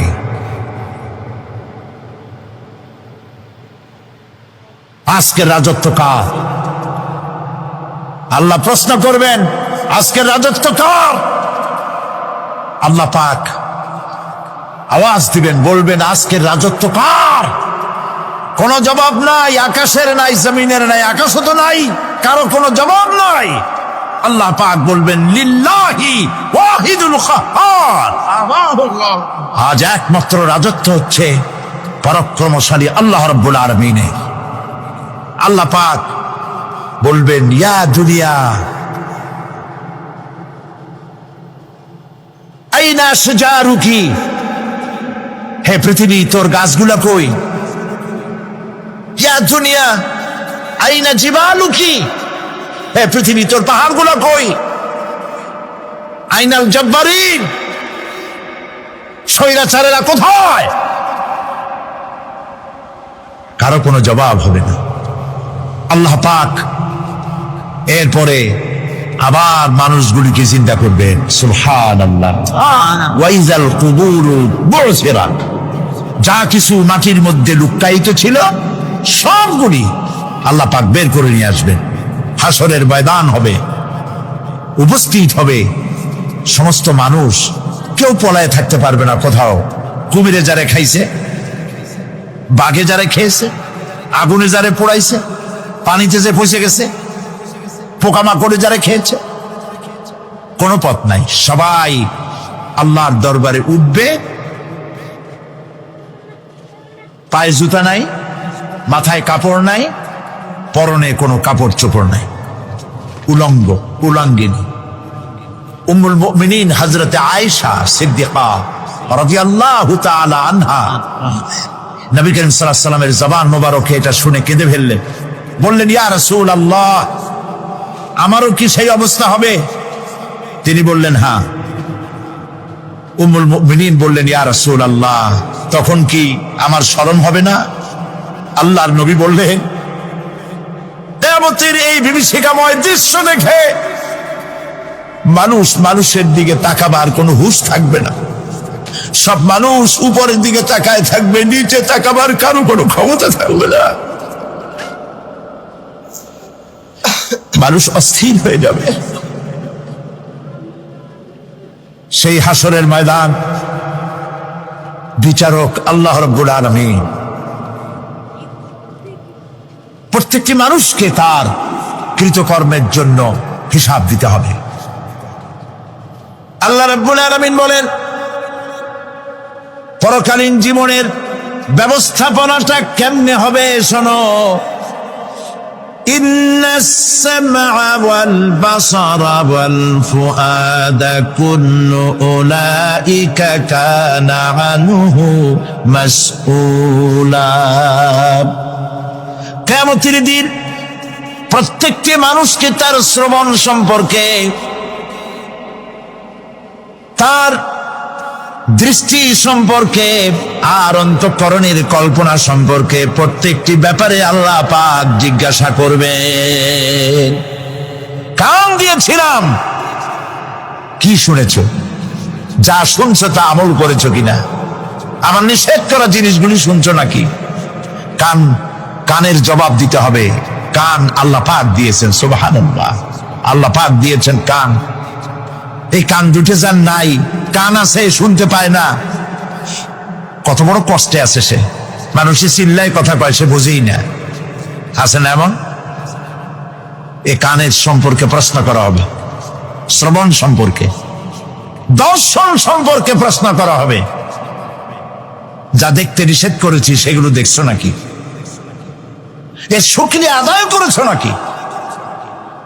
দুটি চোখ, এর শকর আদায় করা কি সম্ভব ভাই? আদায় করা সম্ভব?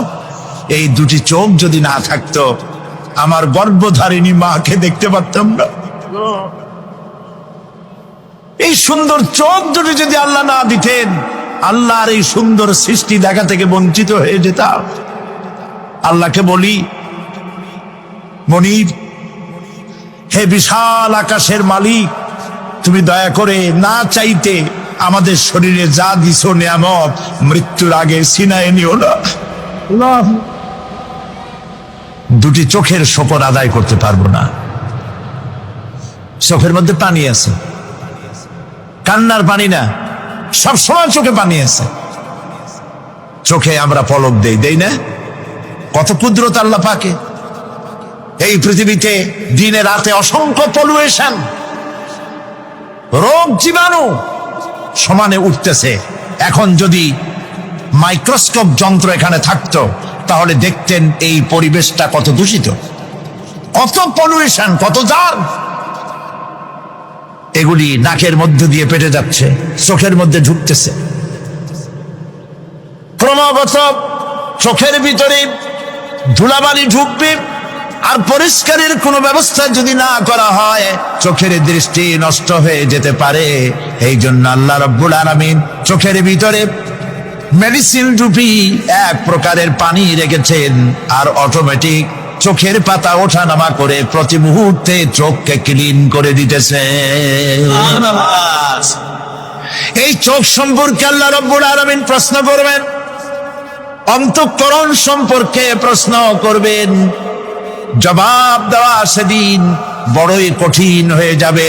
এই জন্য আল্লাহ রাব্বুল আলামিন দুনিয়াবাসীকে সতর্ক করে দিচ্ছেন। তিনি আরো বলছেন, ওয়ালাকাদ খালাকনাল ইনসানা ওয়া না'লামু মা তুওয়াসবিসু বিহি নাফসু ওয়া নাহনু আকরাবু ইলাইহি মিন হাবলিল ওয়ারিদ। মানুষ সৃষ্টি করেছি আমি, তার অন্তঃকরণে কি চিন্তা হয়, কি কল্পনা হয় তাও জানি আমি।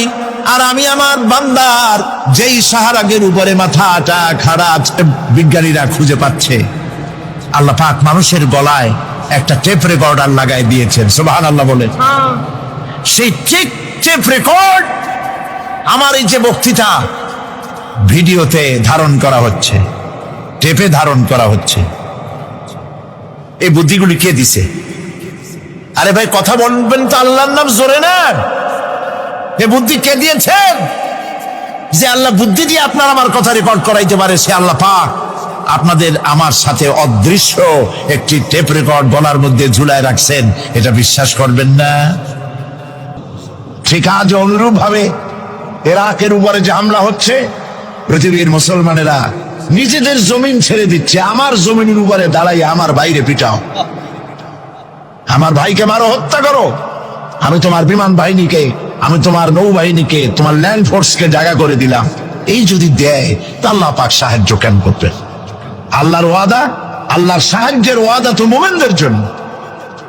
ওয়া কানা হাক্কান আলাইনা নাসরুল মুমিনিন, মুমিনদেরকে সাহায্য করা আমি আল্লাহর জন্য ওয়াজিব। আল্লাহ রাব্বুল আলামিন কোরআনে কারীমের মধ্যে বলেছেন, ওয়ালা তাহিনু ওয়ালা তাহজানু ওয়া আনতুমুল আলাউনা ইন কুনতুম মুমিনিন। কোনো ভয় নাই, কোনো চিন্তা নাই, যদি মুমিন হও আমি আল্লাহ তোমাদেরকে বিজয় দান করব। ইজা ফাতাশ শাত ফাতাল মাশরুত। শর্ত যদি পালন করা না হয় ওয়াদা পূরণ হবে না। শর্ত হচ্ছে মুমিন হও, আল্লাহ বলছেন আমি সাহায্য করব। আমরা কি মুমিন হইতে পারছি? জবাব চাই, মুমিন হইতে পারছি? নিজের বুকের কাছে হাত দেন, নিজের কলবের কাছে, নফসের কাছে প্রশ্ন করুন। আল্লাহ যে মুসলমান চান, রাসূল যে মুসলমান চান, যে কোয়ালিটি, আমি কি সেই কোয়ালিটি, সেই রিকোয়ারমেন্ট আমি কি ফুলফিল করতে পেরেছি? মন থেকে একটা নেগেটিভ জবাব আসবে, মন বলবে না এখনো হইতে পারো নাই। দাড়ি, টুপি, জামা, হজ, নামাজ হয়তো সবই ঠিক আছে, নামাজ পড়তে পড়তে হয়তো কপালে দাগও লেগেছে, কিন্তু মুমিন হওয়ার জন্য যেটা প্রয়োজন ছিল সেটা এখনো হয় নাই। এই জন্য আমি মাঝে মধ্যে দুঃখ করে বলি, মরা মানুষ তো জিন্দা হইতে পারে না, ঠিক কিনা? কিন্তু কোন মরা মানুষ যদি জিন্দা হইতে পারতেন, এমন কোন সিস্টেম যদি থাকতো, আর একজন সাহাবী যদি জিন্দা হতে পারতেন, আর আমাদেরকে যদি দেখতেন, আমাদের আমালগুলি যদি দেখতেন, চিৎকার দিয়ে বলতেন আল্লাহর কসম, মুহাম্মদ সাল্লাল্লাহু আলাইহি ওয়াসাল্লাম রক্ত দিয়ে, সাহাবায়ে কেরাম জীবন দিয়ে যে মুসলমান তৈরি করে গেছিলেন, এরা সেই মুসলমান না। আমাদের ইসলাম শুধু মসজিদের মধ্যে, আমরা যে মুসলমান তার পরিচয় শুধু মসজিদের মধ্যে। মসজিদ থেকে বেরিয়ে যাওয়ার পর আমার আচরণ আর হিন্দুর আচরণ আর খ্রিস্টানের আচরণের মধ্যে, ইহুদির আচরণের মধ্যে কোনো পার্থক্য আছে কি? বরং আমি তো আরো বাড়িয়ে বলবো, এক ধাপ এগিয়ে। এই পৃথিবীতে যদি চ্যালেঞ্জ হয়, কম্পিটিশন হয়, পৃথিবীতে সব থেকে বেশি মিথ্যে কথা কারা বলে? জবাব রূঢ় হলো বাস্তব। জবাবটা হচ্ছে মুসলমানেরাই। ওজনে কম দেয় কারা বেশি?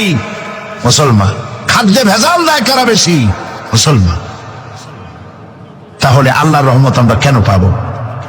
এই জন্য কোরআনে কারীম যে উদ্দেশ্য শেষ ছিল, আমরা সেই উদ্দেশ্যকে পূরণ করতে পারিনি। কোরআন শরীফ, সুবহানাল্লাহ, সুবহানাল্লাহ, কোরআন একটি বর্ণ মুহাম্মদ সাল্লাল্লাহু আলাইহি ওয়াসাল্লামের বানানোর মধ্যে নাই। আল্লাহু আকবার। দেখেন না, কোরআন শরীফের অরিজিনালিটি, এর অথেন্টিসিটি, এর নির্ভরতা, এর পিউরিটি কতটা 100% মিয়া বিল মিয়া কারেক্ট, সেটা হলো এই কোরআন শরীফে 114টি সূরার প্রত্যেকটি সূরার শিরোনামে আছে বিসমিল্লাহির রহমানির রহিম। একটা সূরায় নাই। কোন সূরা? কেন নাই? এই জন্য নাই যেহেতু এই সূরা নাজিলের সময় আল্লাহ পাক এটা বলেন নাই। জিবরাইল আলাইহিস সালাম যখন নবী করিম সাল্লাল্লাহু আলাইহি ওয়াসাল্লামের কাছে এটা তেলাওয়াত করে শোনায়েছেন, তিনি বিসমিল্লাহ তখন বলেন নাই। নবী করিম সাল্লাল্লাহু আলাইহি ওয়াসাল্লাম যখন সাহাবায়ে কেরামকে লিখতে বলেছেন, কাতেবে ওহী যারা ছিলেন, তখন তিনি এই সূরার প্রথমে বিসমিল্লাহ বলেন নাই, তাই বিসমিল্লাহ এখানে লেখা হয় নাই। তার মানে হচ্ছে কোরআন শরীফ বিন্যাস করা, এর শব্দ বিন্যাস, সূরা বিন্যাস, এর সবকিছুকে বিন্যস্ত করার দায়িত্ব ছিল আল্লাহ পাকের। সুবহানাল্লাহ। আল্লাহ রাব্বুল আলামিন কোরআনে কারীমের মধ্যে বলেছেন, ইন্না নাহনু নাযালনা যিকরা ওয়া ইন্না লাহু লাহাফিজুন। কোরআন নাযিল করেছি আমি আল্লাহ, আর এর সংরক্ষণের সবটুকুন দায়িত্ব আল্লাহ রাব্বুল আলামিন নিজেই গ্রহণ করেছেন, আমি গ্রহণ করেছি। নাযিল করছি আমি, হেফাজত করব আমি। কে বলেন সবাই? আমি হেফাজত করবো এটাকে।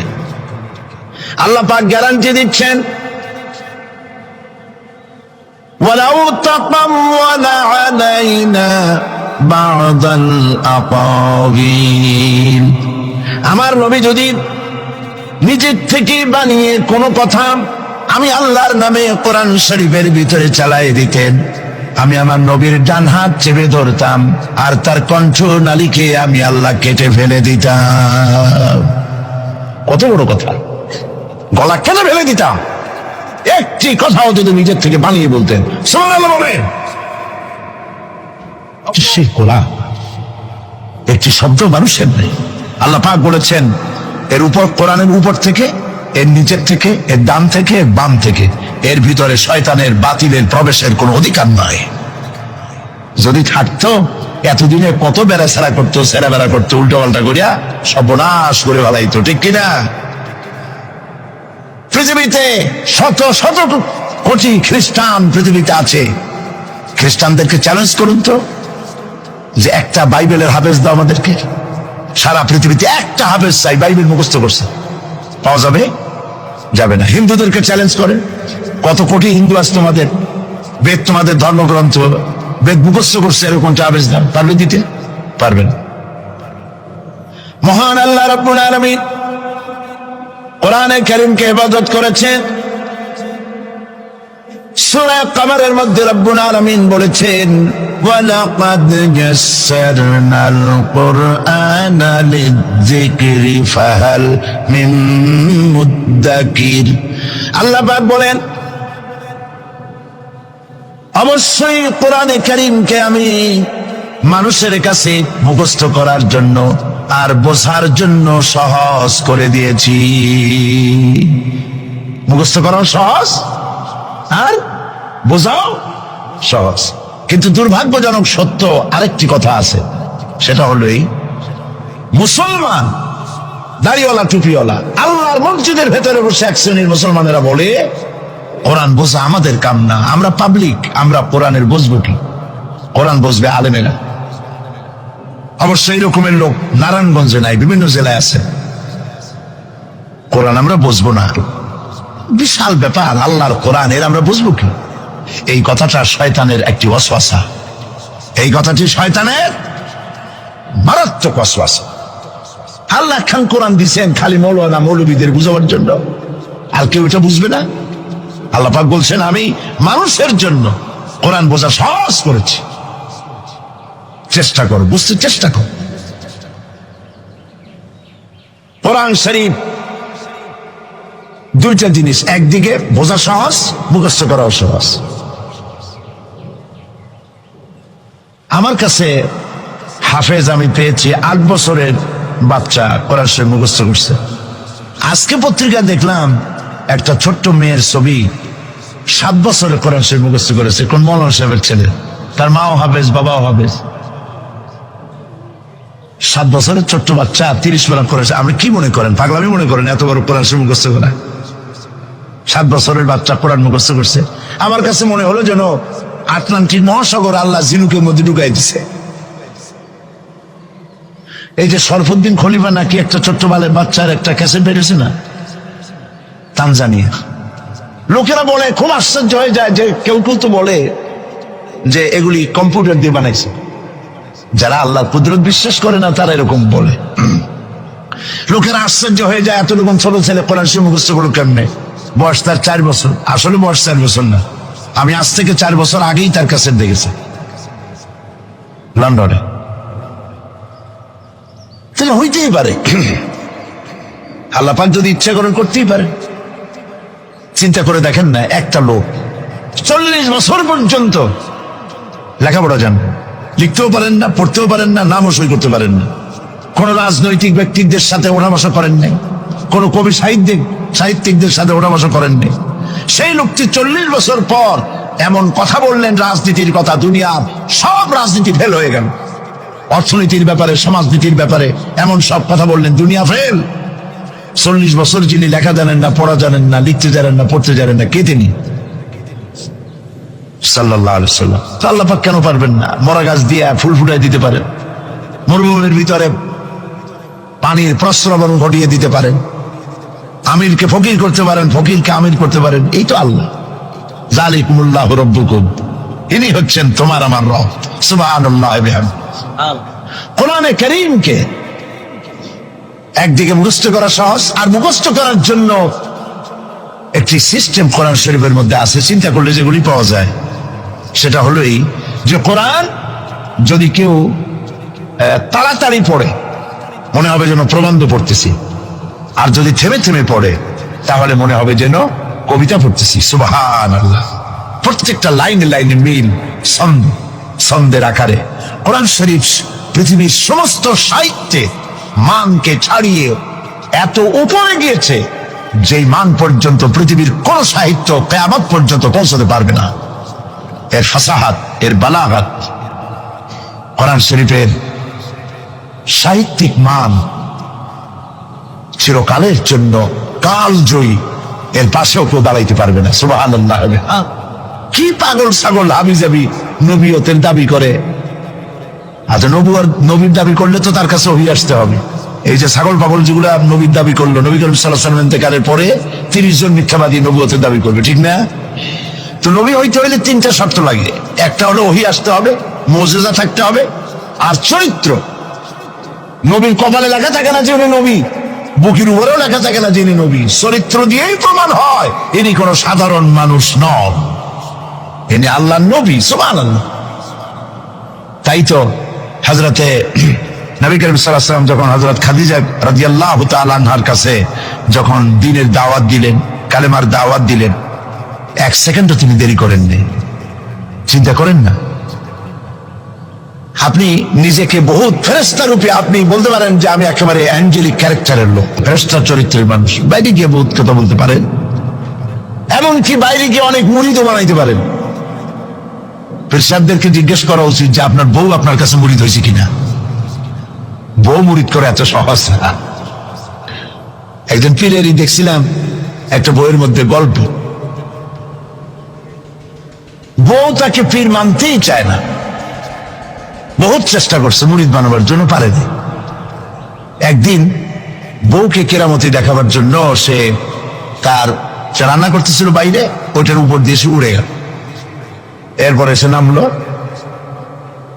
বউ তাকে দেখে বললো, দেখছো তুমি তো পীরগিরি করো, এই যে একটা লোক কেবল মাত্র পাগড়ি বাঁধতে মাথার উপর দিয়ে উড়ে গেল, তুমি কি এরকম পারো? আরে বেটি, আমি তো উড়ে গেলাম, তোমার দেখাবার জন্য তুমি বিশ্বাস করো না। ও, সেই জন্য তো একটু টাইট হয়ে গেছো, সোজা হয়ে যেতে পারো নাই। বউ তো তার স্বামীর জন্য জীবন দিতে পারে, তার ভালোবাসা সবটা উজাড় করে দিতে পারে, কিন্তু ঈমান আনা সহজ নয়।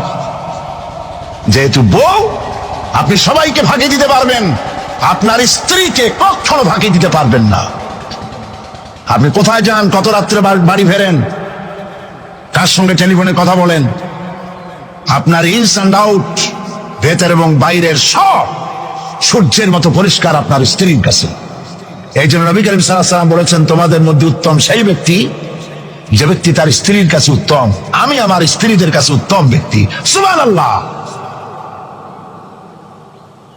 হযরত নবী করিম সাল্লাল্লাহু আলাইহি ওয়াসাল্লাম তিনি যখন হযরতে খাদিজাকে যখন দ্বীনের দাওয়াত দিলেন, কালেমার দাওয়াত দিলেন, বললেন এক আল্লাহর ইবাদত করো, আমারে শেষ জামানার নবী হিসাবে মেনে নাও, আখিরি নবী হিসাবে আমাকে মেনে নাও। হযরতে খাদিজা এক মুহূর্ত দেরি করেন নাই, সঙ্গে সঙ্গে পড়েছেন লা ইলাহা ইল্লাল্লাহু মুহাম্মাদুর রাসূলুল্লাহ। জোরে পড়েন লা ইলাহা। নারায়ণগঞ্জের মতো জায়গা মাহফিল করবেন তো বড় খয়রাত করতে নামবেন, ছোট্ট বাটি নিয়ে নামবেন কেন? বিরাট ঝুলি নিয়ে নামেন। কেউ তো বেশি দিলে তখন নেবেন কি করে? এই জন্য আপনি যেমন ব্যবস্থা করবেন সেরকম। আমরা তো আরবে বক্তৃতা শুনতেছি, আর ইরাকের মুসলমানদের ঘুম হারাম হয়ে গেছে, খাবার নাই। গতকাল ব্রাহ্মণবাড়িয়া বলেছি, ইরাকের গর্ভবতী নারীরা তারা ডাক্তার সরকারের কাছে দাবি জানাইছিল যুদ্ধের একদিন আগে, বলছিল আমাদেরকে অপারেশন করে বাচ্চাগুলো বের করে দাও। আমেরিকার কাফেরদের বিরুদ্ধে লড়াই করে শহীদ হয়ে মরতে চায়।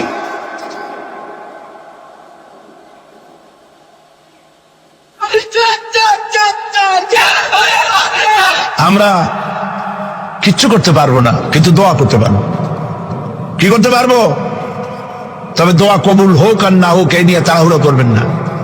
অনেকে মনে করে দোয়া তো করছিলাম, আফগানের জন্য হয়েছে কি? এই জাতীয় কথা বলা ইমানের বিপরীত, ইমানের খেলাফ। আপনার দোয়া কবুল করতে আল্লাহ বাধ্য নন। ফাআলুল লিমা ইউরিদ, যা খুশি তাই করেন। সুবহানাল্লাহ বলো। এই দোয়া যে করি, এই দোয়া কবুল আজ হবে, কাল হবে, অথবা 5 বছর 10 বছর পরে হবে, অথবা কবুল যদি না হয়, শাহনশাহ রব্বুল আলামিনের দরবারে দোয়া করা হয়েছে, এজন্য আল্লাহ পাক কিয়ামতে মর্যাদা বৃদ্ধি করে দিবেন। দোয়া করতেই হবে, দোয়া ছাড়া পথ নাই। কাজে বসবেন, হাঁটাহাঁটি করা ঠিক না। হযরতে খাদিজাতুল কুবরা রাদিয়াল্লাহু তাআলা আনহা ঈমান এনে কালেমা পড়ে বললেন কি জানেন? বললেন আবাল কাসেম, হে কাসেমের পিতা, হে কাসেমের পিতা, আমি বিগত 15টি বছর আপনার সাথে ছিলাম স্ত্রী হিসেবে। আমি আপনার মধ্যে যে আচরণ দেখেছি, যে আখলাক দেখেছি, এটা কোনো সাধারণ মানুষের হতে পারে না। আপনি অবশ্যই আল্লাহর নবী, বিন্দুমাত্র সন্দেহ আমার নাই। সুবহানাল্লাহ। প্রিয় ভাই সব, সেই নবীদের জন্য 3টি শর্তের কথা বলেছিলাম। একটা হলো ওহী, একটা মুজিজা, একটা উন্নত মানের চরিত্র। ওহী ছাড়া নবী হওয়া যায় না। এই কোরআন সর্বশেষ ওহী মুহাম্মদ সাল্লাল্লাহু আলাইহি ওয়াসাল্লামের পরে। এরপরে আল্লাহর কোন ওহী আসবে না, একটা শব্দ আসবে না পৃথিবীর মানুষের জন্য। কমপ্লিট করে দেওয়া হয়েছে। আল ইয়াউমা আকমালতু লাকুম দীনাকুম ওয়া আতমামতু আলাইকুম নি'মাতি ওয়া রাদিতু লাকুমুল ইসলাম দীনা। এটাকে কমপ্লিট করা হয়েছে আল্লাহর পক্ষ থেকে। পৃথিবীর মানুষের জন্য আর একটি শব্দ প্রয়োজন নাই। বিজ্ঞানের আবিষ্কার যত বাড়ুক, কোরআন শরীফের কিচ্ছু তাতে আসে যায় না। যদি কোন আহাম্মক বলে যে বর্তমান হলো বিজ্ঞানের যুগ, কোরআন নাজিল হয়েছে কত বছর আগে? 1400 বছর আগে কোরআন নাজিল হয়েছে। সেই যুগের কোরআন আর এখন মডার্ন যুগ, এখন কি এগুলি চলে? আরে বাবা, তোমার বিজ্ঞান ফেলের সামনে। বিজ্ঞানের থিওরি হচ্ছে, বিজ্ঞানের একটি থিওরি এই যে বিজ্ঞানের কোন থিওরি ফাইনাল নয়। আজকে এক বিজ্ঞানী এক কথা বলে, কালকে আরেকজন আরেক কথা বলে। একদিন তো ডারউইন বলেছে এই মানুষগুলো মানুষ না, সবগুলা বান্দর। ও নিজেও বান্দর। বান্দর কেন? মানুষের নাকি দেখা যায় বান্দরের মতো। আচ্ছা বলেন, বান্দর আমার মামু হয়, শিম্পাজি আমার নানা, ওরাং ওটাং দাদা, এ বলে এর মধ্যে কোনো গৌরব আছে? এর মধ্যে কোনো গৌরব আছে? কোনো গৌরব নাই। ডারউইনের গোষ্ঠী বান্দরের গোষ্ঠী হইতে পারে, কিন্তু আমরা বান্দরের গোষ্ঠী না। আমরা আসছি আদম থেকে, আদম আসছে মাটি থেকে। সুবহানাল্লাহ। ওই সময় সে বলছিল, আমি চিন্তা করছি যে কয় বোতল খাইয়া এরকম লিখতে পারে। ওই সময় সে বলছে মানুষ বান্দর জাতি। এরপরে যারা পৃথিবীতে বিজ্ঞানী, তার সমকালীনের পরপরই যারা এসছে, তারা রিসার্চ করে বলেছে এই ডারউইনের এই কথা হলো একটা বান্দরামি। এটা ঠিক না। কারণ মানুষ যদি বান্দরের জাত হয়, তাহলে বান্দর তো পৃথিবী থেকে বিলুপ্ত হয় নাই। এখনো পৃথিবীতে বহুত বান্দর আছে। এই বান্দর গুলা, আমরা তো একটা বান্দর এরকম দেখলাম না যে কোমর পর্যন্ত মানুষের মতো হয়ে গেছে। আরো কিছু ভালো করে খাওয়াইলে তাড়াতাড়ি করে মানুষ হয়ে যাবে, অর্ধেক মানুষের মতো হয়েছে। 12 মানুষের মতো হয়েছে, অথবা মানুষ এই মাত্র হয়ে গেল বান্দর থেকে লেস খুঁজে গেছে। এরকম হয়েছে কোথাও? কোন জিনিসের সাথে কোন জিনিসের সিমিলারিটি থাকলে এইটা ওইটার বংশের, এটা কি করে বলা যায়? তুমি যদি কারো ছেলেকে এতিম বানায় থাকো, তোমার ছেলেকে আল্লাহ এতিম বানায় রাস্তায় ভিক্ষা করায় ছাড়বেন। তুমি যদি কারো বাপকে মাকে কাঁদায় থাকো, আল্লাহ রাব্বুল আলামিন তোমার মা বাপকে কাঁদাবেন।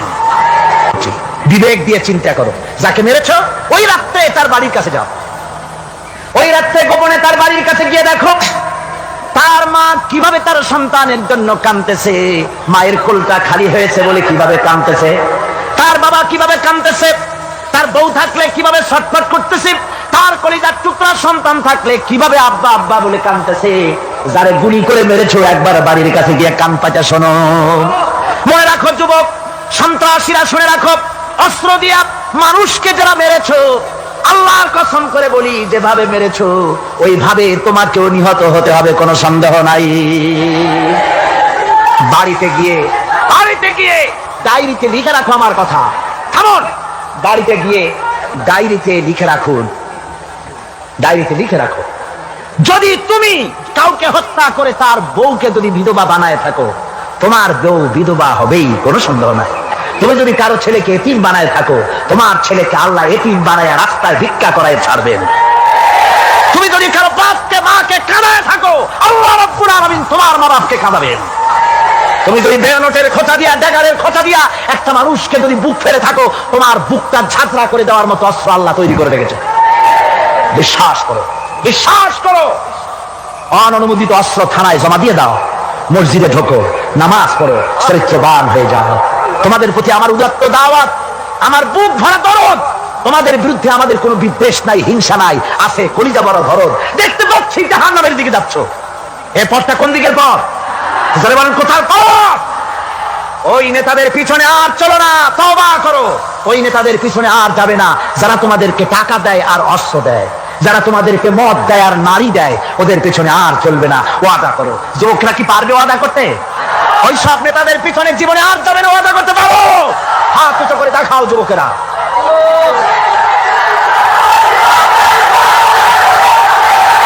শয়তানের কাজই হলো উল্টা কাম করা, আল্লাহ যা করেছে তার উল্টা করা। আল্লাহ তাআলা বললেন উসজুদু লি আদামা, আদমরে বানায়া সবাইকে বললেন আদমরে সেজদা দাও। হাসা জাদু, সবাই সেজদা করলো। সবাই মানে কারা কোন তো? মাশাআল্লাহ। ইল্লা ইবলিস, মিস্টার ইবলিস সেজদা দিল না। আল্লাহ জিজ্ঞেস করলেন তুমি সেজদা দিলে না কেন? শয়তান তখন আর্গুমেন্ট পেশ করলো। সে বলল আনা খায়রুম মিনহু খালাকতানি মিন নার ওয়া খালাকতাহু মিন তিন, আমি ওর থেকে অনেক ভালো। ওরে বানাইছো মাটি দিয়ে, আমারে বানাইছো আগুন দিয়া। আগুন হলো ঊর্ধ্বমুখী, মাটি হলো নিম্নগতি সম্পন্ন। সুতরাং ঊর্ধ্বমুখী কোন জিনিসকে নিম্নমুখী জিনিসের কাছে আত্মসমর্পণ করতে বলা, সেজদা দিতে বলা মোস্ট আনসাইন্টিফিক। কত বড় শয়তান! শয়তান জানে না যে আগুনের শক্তি কম, মাটির চাইতে আগুনের শক্তি একেবারেই কম। সব থেকে শক্তি বেশি মাটি। আগুন হচ্ছে সংহারক আর মাটি হচ্ছে উৎপাদনশীল। এই মাটির তলায় আর একটা জগৎ আছে, পানির তলায় আছে আর একটা জগৎ। আলহামদুলিল্লাহ রব্বিল আলামিন। এই যে রব্বিল আলামিন বলা হয়, আলম হচ্ছে এক বচন, আলামিন হচ্ছে বহু বচন। আল্লাহ শুধু ইহকাল আর পরকাল, ইহজগৎ আর পরজগতের মালিক নন, বহুমাত্রিক জগতের মালিক তিনি। সেই জগৎগুলি আমরা চিনি না, অবশ্য সময় হলে আর একদিন এ ব্যাপারে বলবো ইনশাআল্লাহ। মাটির তলায় কি জগৎ, সাগরের তলায় কি জগৎ, ও বোঝে নাই, ও তো শয়তান, ও এরকম বলে বসলো। আল্লাহ তাআলা বললেন ইন্নাকা রাজিম, তুই মরদুদ, আমার হুকুমের অবাধ্য হয়েছিস, বেরিয়ে যা, তোর জীবনের সমস্ত ইবাদত আমি পণ্ড করে দিলাম। শয়তান বলল আল্লাহ তাআলা, আমার ইবাদত গুলি আদমের কারণেই পণ্ড হলো, তাই এতদিন কষ্ট করে ইবাদত করলাম, এর বিনিময় কিছু দেবে না? আল্লাহ কয় চাইস কি? কয় আমার 3 দফা দাবি। কি কি? 1 নম্বর, যে আদমের কারণে আমার সব শেষ হইল, শয়তান হয়ে গেলাম, এই আদম বাঁচবে কয়দিন? আল্লাহ তাআলা বললেন এরা তো কিয়ামত পর্যন্ত এর সন্তানেরা থাকবে। শয়তান বলল এই আদম সন্তানকে প্রতারণা করার জন্য আমাকেও কিয়ামত পর্যন্ত হায়াত দিতে হবে। আল্লাহ তাআলা বললেন মঞ্জুর। শয়তান বলল আমাকে আমার 2 নম্বরের দাবি, যেহেতু আমি মানুষের প্রতারণা দিব, ভাইতে ভাইতে ঝগড়া লাগাবো, স্বামী স্ত্রীতে ঝগড়া লাগাইয়া তালাক দেওয়াবো, ভাইতে ভাইতে খুনাখুনি বাধায় দেবে। কিন্তু লোকেরা যদি আমারে দেখতে পায় যে শয়তান এই যে তালাক দেওয়াইয়া এই যে যায়, ছেলে আর বাপে ঝগড়া বাঁধাইয়া ভাইতে ভাইতে খুনাখুনি করাইয়া এই যে শয়তান যায়, তাহলে তো আমার ঠ্যাং আস্ত থাকবে না, আমার তো মেরে ফেলবে। সুতরাং আমাকে আন্ডারগ্রাউন্ড ওয়ার্ক করতে দিতে হবে, আমি শয়তানি করবো কেউ, কিন্তু আমার কেউ দেখবে না। আল্লাহ কয় মঞ্জুর, শয়তান কয় লাস্টলি এন্ড ফাইনালি। 3 নম্বরের দাবি, আমি করব সারা জীবন তোমার বিরোধিতা। আর মজার ব্যাপার, রিজেকের মালিক তুমি, তুমি যদি আমারে আর আমার অনুসারীদেরকে খাবার না দাও তো আমি তো ওয়ার্কার পাবো না, এই জন্য আমারে খাইতে দেওয়া লাগবে, আমার ওয়ার্কারদেরকেও খাইতে দিতে হবে। আল্লাহ বললেন মঞ্জুর। শয়তান বলল, হায় আল্লাহ তাআলা, এবার তোমার জাহান্নামের সংখ্যা বাড়াইতে পারো, আমি তোমার সমস্ত বান্দাগুলি সব জাহান্নামকে ভর্তি করে দেবো। এই কোরআন শরীফে আছে। আল্লাহ তাআলা ফেরেশতাদের বললেন, ফেরেশতারা শুনছে শয়তানি কইল কি। আল্লাহ রাব্বুল আলামিন বলেন, আমার ফেরেশতারা, আমার আদম সন্তানের, আমার বান্দারা যদি একটি শয়তানের প্রতারণায় পড়ে একটি যদি গুনার কাজ করার নিয়ত করে, কাজটা করে নাই, শুধু নিয়ত করেছে, ইচ্ছা করেছে, আমলনামায় কোনো গুনাহ লিখবে না। গুনাহটা যখন করে ফেলবে, একটি গুনার বদলে শুধু একটাই গুনাহ লিখবে। আর যদি আমার বান্দা যদি একটি পুণ্য কাজের, নেক কাজ করার নিয়ত করে, কাজটা করে নাই, শুধু নিয়তের জন্য একটা নেকি লিখে দিবা। নেকির কাজটি যখন সম্পাদন করবে তখন একের উপরে 10টা গ্রেস মার্ক লাগাইয়া দিবা। সুবহানাল্লাহ। আমি এইভাবে করে আমার বান্দাদেরকে মাফ করে দেব। সুবহানাল্লাহ। শয়তান মানুষকে ওয়াসওয়াসা দেয়, আর আল্লাহ যা বানায় তার উল্টা বানায়। আল্লাহ বানাইলো যাকাত, শয়তান বানাইলো কি কন্তবুদ্ধি করে? সুদে আর যাকাতে পার্থক্য কি? সুদ হচ্ছে গরিবদের কাছ থেকে নাও, ধনীদের দাও, আর যাকাত হচ্ছে ধনীদের কাছ থেকে নাও, সব গরিবদেরকে বন্টন করে দাও। সুবহানাল্লাহ। এর নাম যাকাত। আর এই কাজটি করার দায়িত্ব আল্লাহ দিলেন সরকারকে। সূরা হজ। আল্লাহ রাব্বুল আলামিন বলেন, আল্লাযীনা ইম্মাক্কান্নাহুম ফিল আরদ আকামুস সালাত ওয়া আতাউজ যাকাত ওয়া আমারু বিল মা'রুফি ওয়া নাহাউ আনিল মুনকার ওয়া লিল্লাহি আকিবাতুল উমুর। আমি যদি মুমিন বান্দারে ক্ষমতা দেই, তারা 4 দফা কাজ করবে। কয় দফা বলেন? 1 নম্বরে মুমিনেরা ক্ষমতায় গিয়ে নামাজ প্রতিষ্ঠা করবে। 1 নম্বর কাজ নামাজ প্রতিষ্ঠা করবে। ক্ষমতায় গিয়ে তারা অর্ডার করবে, বেলা 1টার সময় সমস্ত কোর্ট কাছারি, আদালত, শিক্ষা প্রতিষ্ঠান, কল কারখানা সব বন্ধ হবে আধা ঘন্টার জন্য। জোহরের নামাজ আর দুপুরের খানার বিরতি। নামাজ শেষ, আবার কাজ করতে আসো। নামাজ বাধ্যতামূলক। নামাজ যদি বাধ্যতামূলক হয় তাহলে তার সুফল কি? তার সুফল হলো, এসপি যদি বাধ্যতামূলক ভাবে নামাজ হয়, আর এসপি যদি মসজিদের ইমামতি করে দারোগাদের নিয়ে, অফিসারদের নিয়ে, দারোগা যদি, ওসি যদি থানায় পুলিশদের নিয়ে তার ইমামতিতে নামাজ হয়, এমপি যদি তার এলাকার অফিসার দিয়ে নিয়ে ইমামতি করে নামাজে, মন্ত্রী যদি তার এলাকার লোক নিয়ে, অফিসারদের নিয়ে সচিবালয় ইমামতি করে, এই মন্ত্রী, এই এমপি, এই ওসি, এই এসপি এদেরকে পিটাইয়া ঘুষ খাওয়ান যাবে? যাবে না। যে বিশ্ববিদ্যালয়ের ভাইস চ্যান্সেলর নামাজ বাধ্যতামূলক হওয়ার কারণে মসজিদের ইমামতি করবেন, শিক্ষক, শিক্ষয়িত্রী, ছাত্র, ছাত্রী 5 ওয়াক্ত নামাজ যে বিশ্ববিদ্যালয় জামাতে আদায় করবে, ওরা কি মাস্তান, গুন্ডা, সাদাবাজ হবে? হতে পারে না। এই জন্য সরকারের প্রথম দায়িত্ব হবে, কে বলতেছেন? কার কথা শোনাইতেছি? প্রথম দায়িত্ব হচ্ছে নামাজ প্রতিষ্ঠা করো। 2 নম্বরে যাকাত আদায় করো। 2 নম্বরে কি? যাকাত আদায় করো। এই যাকাত গভর্নমেন্ট আদায় করবে। আল্লাহর কায়দাটা কি দেখেন, এর মধ্যে সিগনিফিকেন্স কি? গভর্নমেন্ট আদায় করবে কেন? আমরা দিলে হবে না কেন? আমরা দিলেও হবে যদি ইসলামী সরকার না থাকে। ইসলামী সরকার হলে, অর্থাৎ আল্লাহর বিধান কায়েম হলে যাকাত কালেকশন করবে গভর্নমেন্ট। এখানে একটা সাইকোলজিক্যাল ব্যাপার আছে।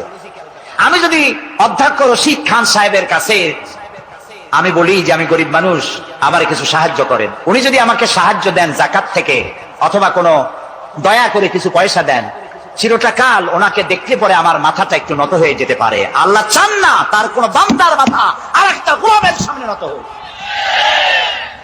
সেই জন্য আল্লাহ চান সরকারের কাছ থেকে নাও, তোমার মাথা উঁচু থাকুক। সুবহানাল্লাহ করতে ইচ্ছা করে না? এ মাথার অনেক দাম, যেখানে সেখানে সেজদা দিয়েন না। পীর বুজুর্গ দেখলেই পায়ের উপরে পড়ে যায়েন না। কদম বসি করতে ইচ্ছা করে করেন, আমি বাধা দেব না, কিন্তু মাথাটা নিচু করেন না। মাথাটা আল্লাহ ছাড়া কারোর সামনে নত হতে পারে না। এই মাথার অনেক দাম। আপনার বডি চেনাই যাবে না যদি মাথা না থাকে। আপনার মা অথবা স্ত্রী ছাড়া মস্তকবিহীন বডি চেনা কঠিন। এটা বডির আইডেন্টিটি। এই জন্য দেখবেন পৃথিবীর সমস্ত প্রাণী খাবারের সময় রুজির উপরে, রিজিকের উপরে মুখ লাগাইয়া খায়। গরু, বাছুর, মুরগি, হাঁস, হাতি, বাঘ, ভল্লুক, ময়না, টিয়া সব খাবারের উপরে মুখ লাগাইয়া খায়। কেবলমাত্র মানুষ খাবারের সময় খাবারটা না খাইয়া মাথা উঁচু থাকে, এখানে দেয়। আল্লাহ চান রিজিকের সামনে আমার বান্দার মাথা নত হবে না। মাথা নত হবে তো রাজ্জাকের সামনে নত হবে, রিজিকের সামনে নয়। সুতরাং গভর্নমেন্টের কাছ থেকে নাও, তাহলে তোমার মর্যাদা ঠিক থাকবে, কোনো ব্যক্তির কাছ থেকে নয়। গভর্নমেন্ট কালেকশন করবে, গভর্নমেন্ট বিতরণ করবে। এরপরে দারিদ্র বিমোচন ইসলামের সব থেকে বড় প্রোগ্রাম, দারিদ্র বিমোচন করা। কারণ কি? কারণ হলো আমার রাসূল বলেছেন, কাদাল ফাকরু আইয়াকুনা কুফরা। দারিদ্র মানুষকে কুফরির মধ্যে ঠেলে দেয়। তার নামাজ রোজা থাকে না, আল্লাহ রাসূল থাকে না। দরিদ্রের ধর্ম একখানা রুটি, সে তখন পূর্ণিমার চাঁদকে রুটির মতো দেখে। আছেন একটা কবিতা এরকম, পূর্ণিমার চাঁদ যেন ঝলসানো রুটি, তখন তার ধর্ম হয়ে যায় এটা। এই জন্য রাসূলুল্লাহ বলেছেন, কাদাল ফাকরু আইয়াকুনা কুফরা। রাসূলুল্লাহর একটা ব্যাংক ছিল, সেই ব্যাংকের নাম ছিল বাইতুল মাল। এই বাইতুল মাল ব্যাংক যেদিন তিনি এর ইনগ্রাল সেশন, উদ্বোধনী দিন, আমাদের ব্যাংকগুলি উদ্বোধন করার সময় কত সামিয়ানা, গেট, তোরণ ইত্যাদি করা হয়। রাসূলুল্লাহর ব্যাংক উদ্বোধন করা হলো মসজিদে নববীর ভিতরে। খেজুর গাছের খুঁটি আর খেজুর গাছ, উটের পশম, খেজুর গাছের পাতার মাটি, এই দিয়া ছাদ। উপরে যদি বৃষ্টি হয় আধা ঘন্টা, নিচে বৃষ্টি পড়ে 1.5 ঘন্টা, পাতার ট্যাপট্যাপানি। এরকম একটা মসজিদের ভেতরে বসে রাসূলুল্লাহ ব্যাংক উদ্বোধন করলেন আর বললেন, বুখারীর হাদিস, মান তারাকা দায়নান আও দিয়ান ফালাইয়া। আমার রাষ্ট্রের ভিতরে কোন মানুষ যদি ঋণগ্রস্ত অবস্থায় মারা যায় আর তার ঋণ পরিশোধের অর্থ যদি না থাকে, তাহলে তার ঋণ পরিশোধের দায়িত্ব আর তার বিবি বাল বাচ্চা প্রতিপালনের দায়িত্ব আমি মুহাম্মদ আমার কাঁধের উপরে নিয়ে নিলাম। দারিদ্র বিমোচনের জন্য নবী করিম সাল্লাল্লাহু আলাইহি ওয়াসাল্লাম মানুষকে কাজ দিয়েছেন, ভিক্ষা কম দিয়েছেন। কেউ চাইলে, রাসূলের আদত মোবারক ছিল, কেউ কিছু চাইলে পকেটে হাত দিতেন, থাকলে দিতেন। জীবনে একদিনের জন্য কাউকে না বলেন নাই। বলেছেন কিছু নাই, বলতেন আজকে দিতে পারলাম না, তুমি আবার এসো, দেব না, এরকম কথা জীবনে একবারও বলেন নাই। সুবহানাল্লাহ। শুধু দিয়েছেন, কিছু নেন নাই। আল্লাহ, সারা জীবন মানুষের কষ্ট বুকের উপরে ধারণ করেছেন, কাউকে কষ্ট দেননি। ক্ষুধার্ত মানুষের দুয়ারে দুয়ারে গেছেন, নিজে ক্ষুধায় কষ্ট করেছেন। হযরত আবু বকর, ওমর মসজিদে নববীর ভেতরে বসে অসময় বসে আছেন। রাসূলুল্লাহ দিনের বেলা জিজ্ঞেস করলেন, তোমরা এই অসময় এখানে কেন? তারা বললেন, আমরা ক্ষুধার্ত, 2-3 দিন কিছু খাই না। রাসূলুল্লাহ বললেন, আমারও তো একই অবস্থা, চলো। 3 জন বেরিয়ে গেলেন। মসজিদে নববীর পাশেই ছিল হযরত আবু আইয়ুব আনসারী রাদিয়াল্লাহু তাআলা আনহুর বাড়ি। আমি 1973 সনে স্বাধীন বাংলাদেশের প্রথম হজ আমি করেছিলাম। 4733 টাকা ছিল বিমানের ভাড়া। তখন মসজিদে নববীর পাশেই ছিল আবু আইয়ুব আনসারী রাদিয়াল্লাহু তাআলা আনহুর বাড়ি। সেই বাড়িতে গেলাম। ওইখানে একটা বাক্সের ভিতরে, একটা গ্লাসের বাক্সের ভিতরে ছিল রাসূলের ব্যবহার করা তরবারি, তীর আর ধনুক। আমি বহুত চেষ্টা করছিলাম গ্লাসটা উঠাবার জন্য, কারণ এটা সেই তরবারি, সেই তীর, সেই ধনুক যেখানে আমার রাসূলের হাতের পরশ লেগেছিল। যদি ধরতে পারতাম, প্রাণ করে একটা চুমা দিতাম। এই বাড়িতে গিয়ে রাসূলুল্লাহ উপস্থিত হলেন। আবু আইয়ুব আনসারী 3 জন মেহমান, এর থেকে শ্রেষ্ঠ মেহমান আছে? স্ত্রীকে বললেন, তাড়াতাড়ি একটা ছাগল জবাই করো, রুটি বানাও। তিনি চলে গেলেন বাগানে। বাগান থেকে কিছু খোরমা আনলেন। হাদিস শোনাচ্ছি, গল্প নয়। কিছু খোরমা এনে রাসূলের সামনে রাখলেন। রাসূলুল্লাহ বললেন, এর মধ্যে কাঁচা পাকা, আধা পাকা 3 পদের খাজুর, আমি কোনটা খাবো? হযরত আবু আইয়ুব বলেন, 3 প্রকারের খেজুরে আপনি হাত দিবেন, কারণ আপনার হাত যে প্রকারের খেজুরের গায়ে লাগবে, আমার বাগানে আল্লাহ রাব্বুল আলামিন সেই খেজুরে বরকত দিয়া দিবেন। কিছুক্ষণ পরে রান্না হয়ে গেল, রাসূলের সামনে গোশত আসলো, রুটি আসলো। আল্লাহর নবী খাবারের শুরুতে দুই একটা রুটি আর দুই তিনটা গোশত টুকরা রুটি দিয়া পেঁচায়া হযরতে আবু আইয়ুব আনসারীর হাতে দিয়া দিলেন। বললেন, আবু আইয়ুব, এই রুটি আর গোশত টুকরা নিয়ে যাও, আমার কলিজার টুকরা মা ফাতেমা গত 3 দিন হলো কিছু খায় নাই। দুনিয়ার মানুষের খাবার পৌঁছায়ছেন, নিজে না খেয়ে থেকেছেন। হযরত আয়েশা বলেছেন, একদিন 2 দিন না, মাসের পর মাস রাসূলুল্লাহর স্ত্রীদের ঘরে চুলায় আগুন জ্বলে নাই। হযরত ওমর রাদিয়াল্লাহু তাআলা আনহু রাসূলুল্লাহর ঘরে প্রবেশ করেছেন। এখনো ঘরটা আছে, মসজিদে নববীর কোনায় ছোট্ট ঘরটা, বিশ্বনবীর ঘর। তিনি ঘরের মধ্যে প্রবেশ করে দেখেন রাসূলুল্লাহ শুয়ে আছেন। তারপরে হযরত আবু বকর সালাম করলেন, রাসূলুল্লাহ উঠে বসলেন। হযরতে ওমর রাদিয়াল্লাহু তাআলা আনহু বাচ্চা শিশুর মতো ডুকরে কেঁদে উঠলেন। নবীজি জিজ্ঞেস করলেন, ওমর কাঁদো কেন? হযরত ওমর বলছেন, ইয়া রাসূলুল্লাহ, আমি বিশ্বনবীর ঘর দেখতেছি, ছোট্ট একটি ঘর, এক কোনায় পানি শূন্য সরাহি কাত হয়ে পড়ে আছে, এক পাশে একটা গ্লাস, আর আপনি যে বিছানায় শোয়া, চাদর নাই, বালিশ নাই, দড়ি দিয়া বুড়ানো খাটিয়ার উপরে শুয়েছিলেন, হাতের তলায় মাথার তলায় হাত দিয়ে আপনার জান্নাতি শরীর মোবারকের পিঠের উপরে দড়ির দাগ আমি সহ্য করতে পারছি না ইয়া রাসূলুল্লাহ। কাফেরেরা পৃথিবীতে এত শান্তি করলো, আর আল্লাহ রাসূলের গায়ে দড়ির দাগ, আপনি আমাকে অনুমতি দেন, আমি একটা তোষক আপনাকে বানায় এনে দেই।